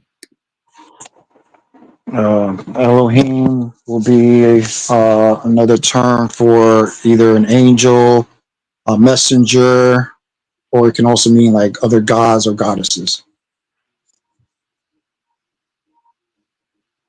All right, all right. I know Misery. I know Silky D and Jalen. They gonna have a debate on what is the Elohim. My bad, man. I know it was supposed to be last week. My bad. I be getting high. I be missing days and missing discussions. So Silky and Jalen go have their debate next weekend, next Saturday, most likely. What is the Elohim? All right, Misery. So who would you say? Now you got people that could write their own Bible. You know what I'm saying? You got people that could make their own translation of the Bible. When we talk about this Hebrew language, do you think the Hebrew language is a do you think it's what the actual ancient Hebrews spoke? You talk about the Hebrew that's spoken today? Yeah, the Hebrew that's spoken today. You think that's what the ancient Hebrews spoke during those times, or what the book talk about in the Old Testament? No. So, what would be the point of learning Hebrew 2024? That's why I will say none, really. All right, man. You know Angel watching, man. You know Martin watching, And you the one that told me about the Yakar. You say their name one time, they start popping up everywhere. So you got to give us an explanation of you just making that statement, Misery. You can't just make that statement and say there's no reason to learn Hebrew 2024. Give us the reason why you say that. Because, like I said, everybody has their own interpretation about how the language or how things should be pronounced. You know what I'm saying? That's like an ongoing battle. And like I said, none of these guys, that especially the guys that you just mentioned, none of them even speak a lick of Hebrew. They can recite it. They could probably read some things they learned from Quana, but they don't speak it. It's just like right now, if it was like a Hispanic brother on here and you ask him to start speaking Spanish, I'm very sure he'll start speaking Spanish very fluently. You know what I mean? With no problem. Or anybody who speaks a language. None of these guys actually speak the language. So usually when I hear brothers talk about, oh yeah, I've been learning the Hebrew language, I usually ask them, well, start speaking it then. For the whole conversation, let's go see how good you are in this language that you guys claim.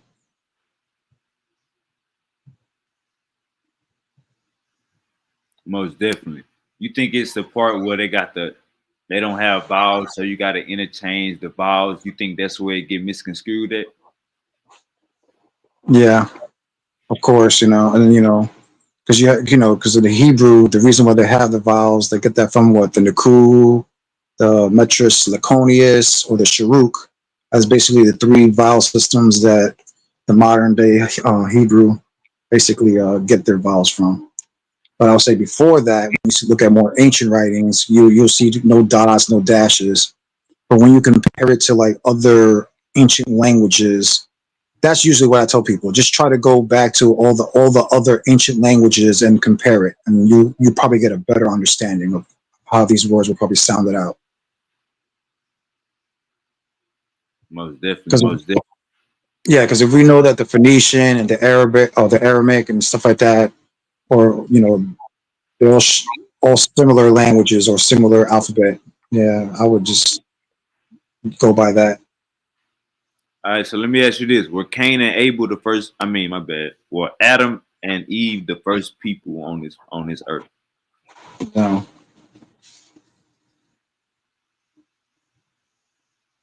All right, so how you was just saying that the Christians fucked up the birth story. Did they fuck that up? Did they fuck up Genesis, or does the Torah got the same exact right? I think, like I said, I think a lot of people have misconceptions about the Torah or the virgin birth. Like me, I don't teach that the Genesis 1 is a creation story. I teach it's a restoration story. Most people would disagree with me, but Oh yeah, you did say that. Yeah, you did say that. I forgot. Yeah, you did say that.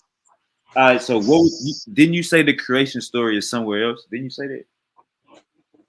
No, I have not read about a creation story about when the Most High created everything. Okay, I got you. This why we need. This why you need niggas like Misery on the panel. This why you need niggas like Gullah on the panel, because they iron out the pseudo. They iron out the edges. You know what I'm saying? They iron out the crystal balls. They iron out the chakras and all of the goofy shit. That's why you need brothers on the panel that could shoot this shit from an unbiased standpoint. Matter of fact, last show, Misery. Last show, you said something. I forgot who was on the panel. You said something that I ain't expect you to say. I gotta find that point. Just like tonight, you said something I ain't expect you to say with the pause shit. But you said something last week, man. You said, I can't even remember. I'm gonna have to highlight it and bring that motherfucker out the crate. But man, we about to get out of here, man. I gotta go do some nigga shit. You know what I'm saying? Gotta go do some nigga shit. Gotta go get thotted up. About to go get on my thoughter ship. But yeah, hey Misery, man. Appreciate the conversation. We'll be back live tomorrow, man. You know it's good. All right. Shalom. All right, boss. Hotel.